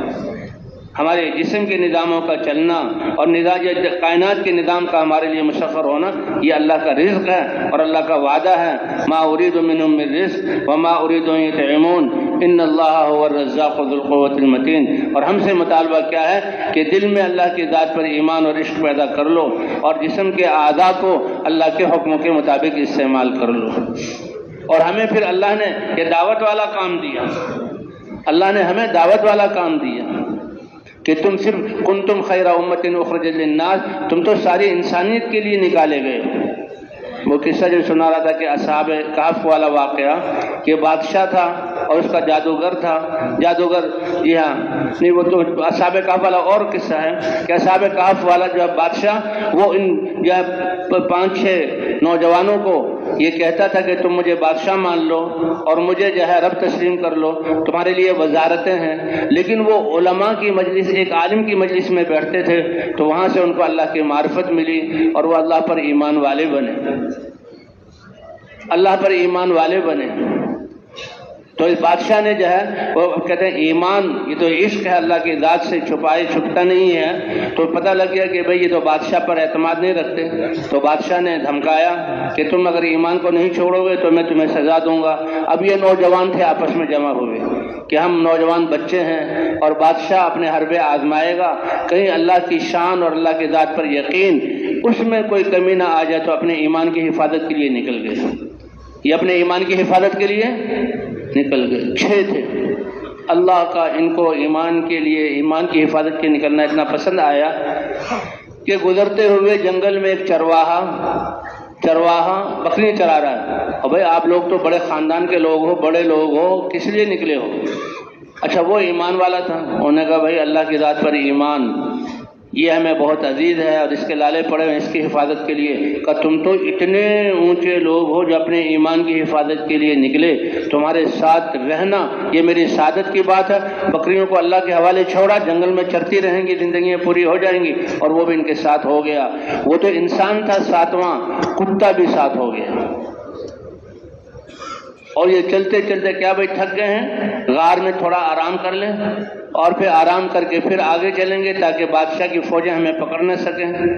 بس اس طرح اللہ کو کتنا ان پر جو ہے رحم، وہ کیا کہتے ہیں، اللہ کا پیار آیا کہ یہ جب غار میں سوئے تو 309 سال اللہ نے ان کو سلایا، مارا نہیں، سلایا.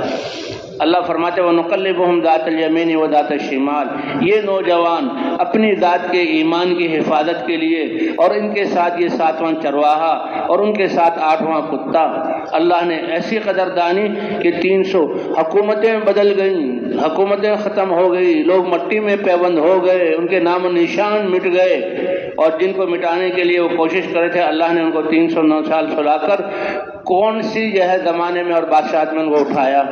اور جب وہ اٹھے تو ان کے اٹھنے کو اللہ نے ایک بادشاہ اور اس کے عوام کی ہدایت کا ذریعہ بنا لیا. اللہ فرماتے ہیں کہ ہم ان کی کروٹیں بدلتے تھے.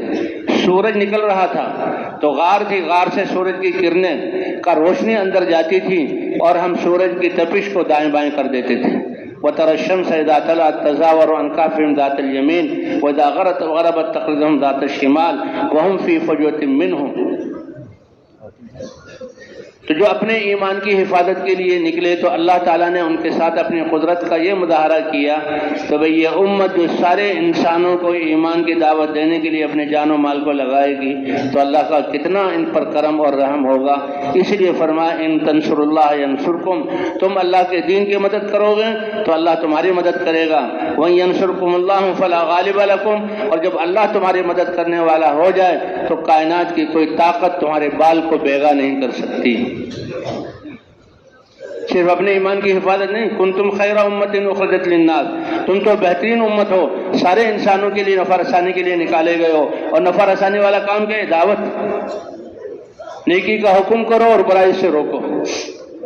کہتے یہ نیکی کا حکم کرنا، برائی سے روکنا، اس کو دین کی مدد قرار دیا گیا. اور دعوت یہ آبیاری ہے دین کے باغ کے لیے کہ جس زمین میں باغ اگانا ہو تو پہلے پانی دو، جب زمین بتر ہو جائے ہل چلاؤ اور پھر اس میں بیج ڈالو اور پھر پانی دو، کونپلیں نکلیں، جڑیں نیچے جائیں اور پودا بنے، پھر درخت بنے، پھر پتے آئیں، پانی دیتے رہو، پھر پھل آ جائیں، پانی دیتے رہو، اور پھل چن لو تو پھر بھی پانی دیتے رہو، جب تک درخت میں صلاحیت ہے پھل دینے کی پانی دیتے رہو. کیوں بھائی یہ زمیندار اور باغات والے بتائیں پانی منقطع کرنے کی گنجائش ہے؟ پانی منقطع کریں گے تو کیا ہوگا؟ پھل ختم ہوں گے، پھول نہیں آئیں گے، ٹہنیاں، پھر یہ آگ کا ایندھن بنیں گے. تو اسی طرح انسانوں کے دلوں میں ایمان اور اخلاق اور اللہ کے احکام کی آبادی کرنے کے لیے اس کی آبیاری دعوت کے ذریعے کرو. اس لیے حضور فرما رہے ہیں نیکی کا حکم کرتے رہو، برائیوں سے روکتے رہو. کیونکہ جب اگر آبیاری بند ہو گئی تو جیسے باغ خشک ہو کر یہ ایندھن بنے گا، آگ میں جلے گا، تو اسی طرح انسان بے دین ہو کر اللہ ہم سب کی حفاظت فرمائے، یہ جہنم کی طرف جائے گا. اس لیے فرمایا نیکی کا حکم کرتے رہو، برائیوں سے روکتے رہو، قبل اس کے کہ تم اللہ کو پکارو اور اللہ تمہاری دعا نہ سنے. تم اللہ سے سوال کرو، اللہ تمہارے سوال کو پورا نہ کریں، اور دشمنوں کے خلاف تم مدد مانگو جو تمہارے علاقوں کو چھین رہے ہیں، تمہارے جسموں کو ادھیر رہے ہیں، تمہاری عزتوں کو پامال کر رہے ہیں، تمہارے علاقوں پر قبضہ کر رہے ہیں. تم کو اللہ مدد، اللہ فرمائیں گے میں تمہاری مدد نہیں کروں گا کہ تم نے میرے دین کی مدد نہیں کی. تو بھئی وہی پہلی بات کہ یہ زندگی کی جو لمحات ہیں یہ اللہ کی سب سے بڑی نعمت ہے، ابھی ہمارے پاس موجود ہیں. تو وہی سب کے سب یہ نیت کریں کہ انشاءاللہ اس محنت کو زندگی کا مقصد بنا کر کریں گے اور باقی ساری چیزوں پر اس کو ترجیح دیں گے، ساری چیزوں پر ترجیح دیں گے. جی ہاں، یہ ہے وہ 8 چیزیں جو اللہ نے ذکر کی ہیں. فرمایا ان کی محبت ہو، یہ نہیں کہ محبت نہ ہو، لیکن اللہ کی محبت ان سب چیزوں پر غالب ہو. جب بھی دین کا تقاضا آئے فوراً دین کے تقاضے کو ہم آگے کریں اور دنیاوی تقاضوں کو پورے پیچھے کر دیں. جب اللہ کو راضی کریں گے تو اللہ ساری کائنات کو راضی کر لے گا. اور اے بندے اگر تو نے مجھے ناراض کر دیا تو مخلوقات بھی میری ہے، ساری مخلوقات ہی تیرے ہاتھوں سے نکل جائے گی. تفرق عبادتی املا صدرک غنن، میری عبادت کے لیے تو فارغ ہو جا. اور ہماری عبادت میں خود دین پر چلنا ہے اور انسانیت کو دین پر لانے کے لیے اپنی صلاحیتیں لگانا ہے، یہ ہماری عبادت میں شامل ہے. کہ تم بہترین امت ہو، سارے انسانوں کے نفع رسانی کے لیے نکالے گئے ہو. اور اگر تم میری عبادت کے لیے فارغ نہیں ہوگے، اپنے آپ کو فارغ نہیں کرو گے، املا یدیک شغلاً، تمہارے ہاتھ کو پورے جسم کو مشغول کر دوں گا، یہ دنیا تمہیں نچوڑ دے گی، تھکا دے گی، اور دل میں بھی، اور تمہارے دل میں پریشانی ہی پریشانی رہے گی۔ وَلَمْ أَصِبْ فَقْرَكَ، اور ہائے فقر بھوکے نہ مر جائیں، یہ خوف تمہیں کھا جائے گا، زندگیوں کو چاٹ جائے گا۔ اور فرمایا کہ یہ بات حضور صلی اللہ علیہ وسلم نے فرمایا، توبہ، خوشخبری اور مبارکباد ہو اس انسان کے لیے جس نے مجھے دیکھا، ایمان لایا اور طاعت والی زندگی گزاری اور دین کی محنت کی، اور فرمایا 7 مرتبہ مبارکبادی اور خوشخبری ہو ان بعد والے زمانے والوں کے لیے کہ جنہوں نے مجھے نہیں دیکھا اور مجھ پر ایمان لائے، جنہیں مجھے نہیں دیکھا اور مجھ پر ایمان لائے۔ بھئی ہم بعد کے زمانے کے ہیں، لیکن اللہ نے ہمارے لیے اجر بھی بہت رکھا ہے۔ فرمایا القائلون یومئذ بالکتاب والسنہ کالسابقین الاولین من المہاجرین والانصار، کہ اس زمانے میں اللہ کی کتاب کو لے کر اٹھیں گے، اللہ کی سنت کو لے کر اٹھیں گے اور لوگوں کو اس کی طرف بلائیں گے، ان کو اللہ وہ اجر عطا فرمائیں گے جو مہاجرین اور انصار میں سے بھی جو سبقت کرنے والے، آگے بڑھنے والے، اللہ ان کا اجر عطا فرمائیں گے۔ تو بھئی کون کون اس زندگی کو اپنے محنت کو زندگی کا مقصد بنائے گا اور باقی صلاحیتیں اس پر لگائے گا؟ جیسے یہ مردوں کی ذمہ داری ہے، بعین ہی اللہ نے اس امت کی عورتوں کو، ہماری مائیں، دادییں، نانییں، بہنیں، بیٹیاں، بیویاں، اللہ نے ان کو بھی شرف بخشا۔ ان کی ذمہ داری بھی یہی ہے، جنہیں دنیا میں امور کے لیے کچھ امور مردوں کے ذمہ ہے، تو خانہ داری کے لیے کچھ اور امور عورتوں کے ذمہ ہے، وہ تو دنیا کی ذمہ داری ہے، ایسے ہی عورتوں پر بھی دین کی ذمہ داری ہے۔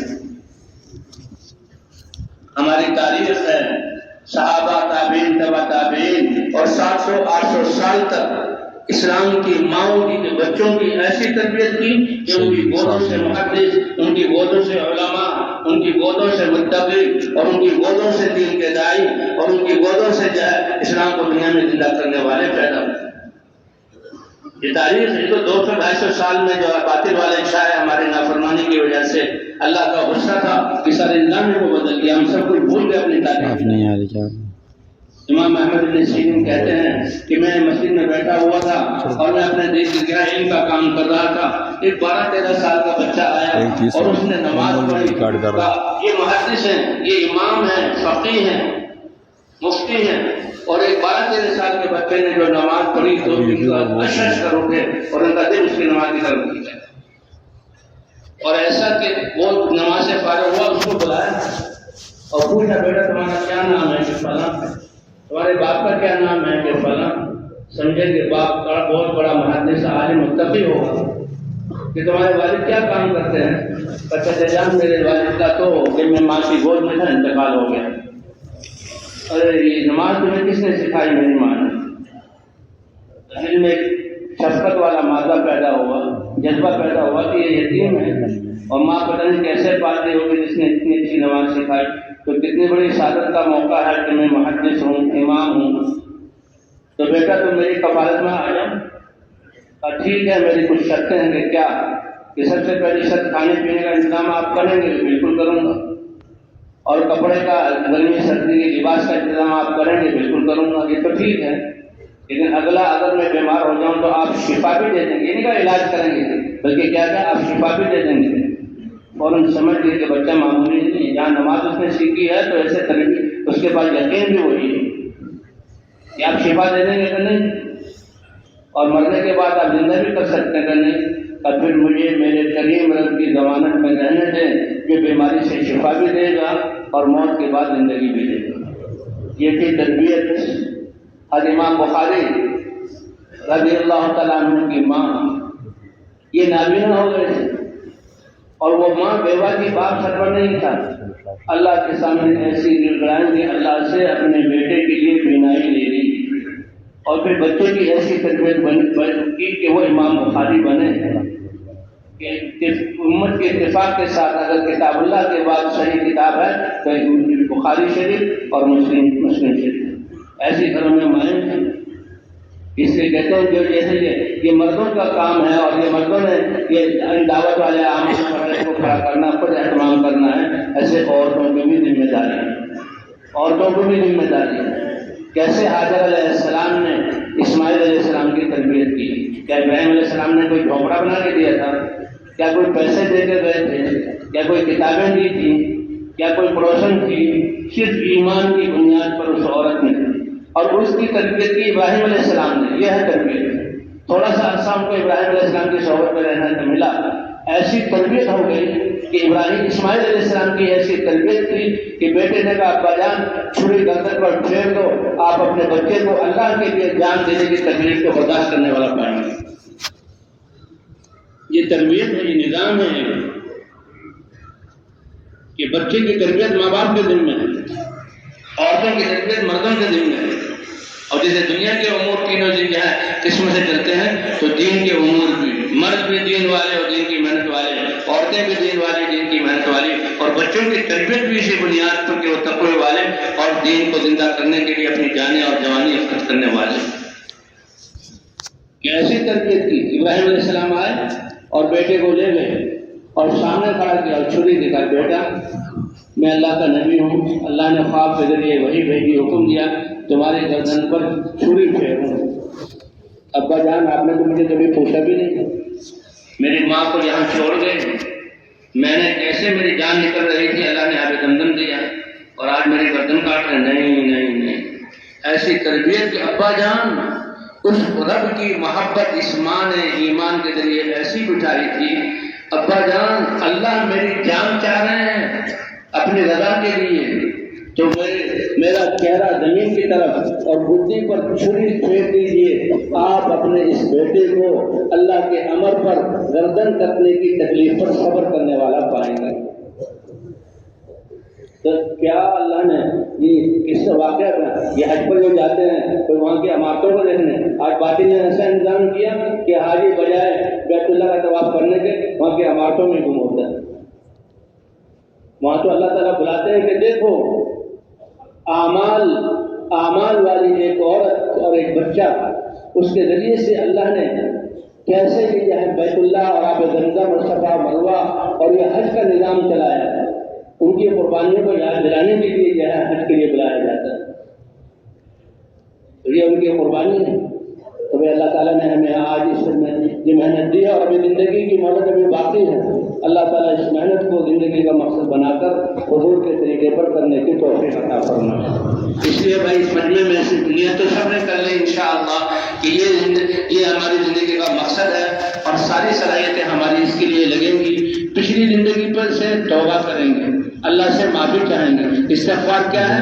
اے اللہ اور توبہ کیا ہے؟ اے اللہ آئندہ نہیں کریں گے اور اللہ کی طرف رجوع کرنا کہ وہ اس کے لیے تیار ہے سب کے سب انشاءاللہ.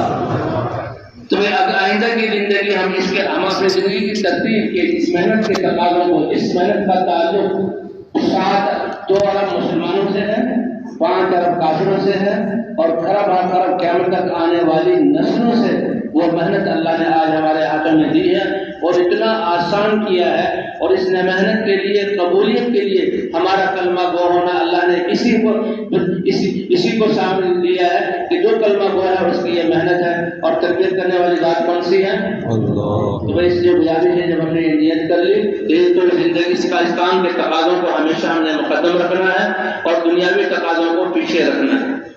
بڑا تقاضا پورا ہو گیا تو چھوٹے تقاضے بھی اس میں آ جائیں گے. تو اس کے لیے میں اس مجمع میں سے کوئی ایسے ساتھی جن کے 4 مہینے نہیں لگے وہ سب سے پہلے اپنے آپ کو کھول جائیں، کھڑے ہو جائیں اور اللہ کے سامنے اپنے آپ کو پیش کریں کہ 4 مہینے لگا کر پھر ہم جہاں واپس جائیں گے اور اس محنت کو کریں گے. تو کون کون اپنے آپ کو پیش کرتا ہے؟ ذرا کھڑے ہو جائیں بھائی، کھڑے ہو جائیں بھائی. ماشاء اللہ ماشاء اللہ. کون کون اپنے آپ کو پیش کرتا ہے؟ کون کون اپنے آپ کو پیش کرتا ہے؟ یہ زندگی کی سانس ابھی جو باقی ہے یہ بہت قیمتی ہے. کھڑے رہے، تھوڑا سا کھڑے رہے، تھوڑا سا کھڑے رہے. اور اس میں سب سے بڑی چیز جو ہم لے سکتے ہیں وہ حضور کی محنت اور حضور کا غم اور جو ہے یہ کام ہے.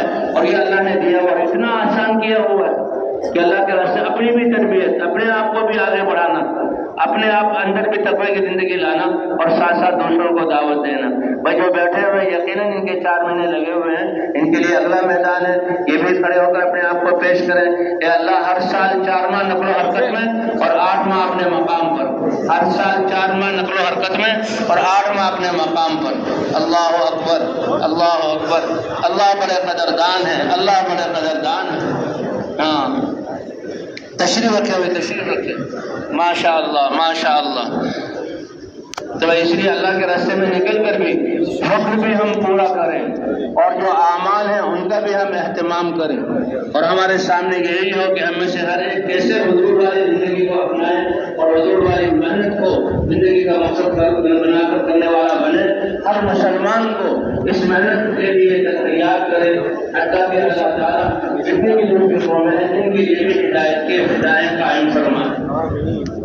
اللہ تعالیٰ ہمارے بیٹھنے اور سننے کو قبول فرمائے اور اللہ ہماری اپنی شان کے مطابق تربیت فرمائے۔ شاہ جن بھائیوں نے بھی ارادے فرمائے ہیں کہ چلے کے لیے آئے تھے، 10 دن کے لیے آئے تھے، اب 4 مہینے یا اور بھی جو احباب اپنی تشکیل کرا جاتے ہیں، اور اس جگہ پر ہے کہ 9:30 بجے مسجد کے پیچھے حصے میں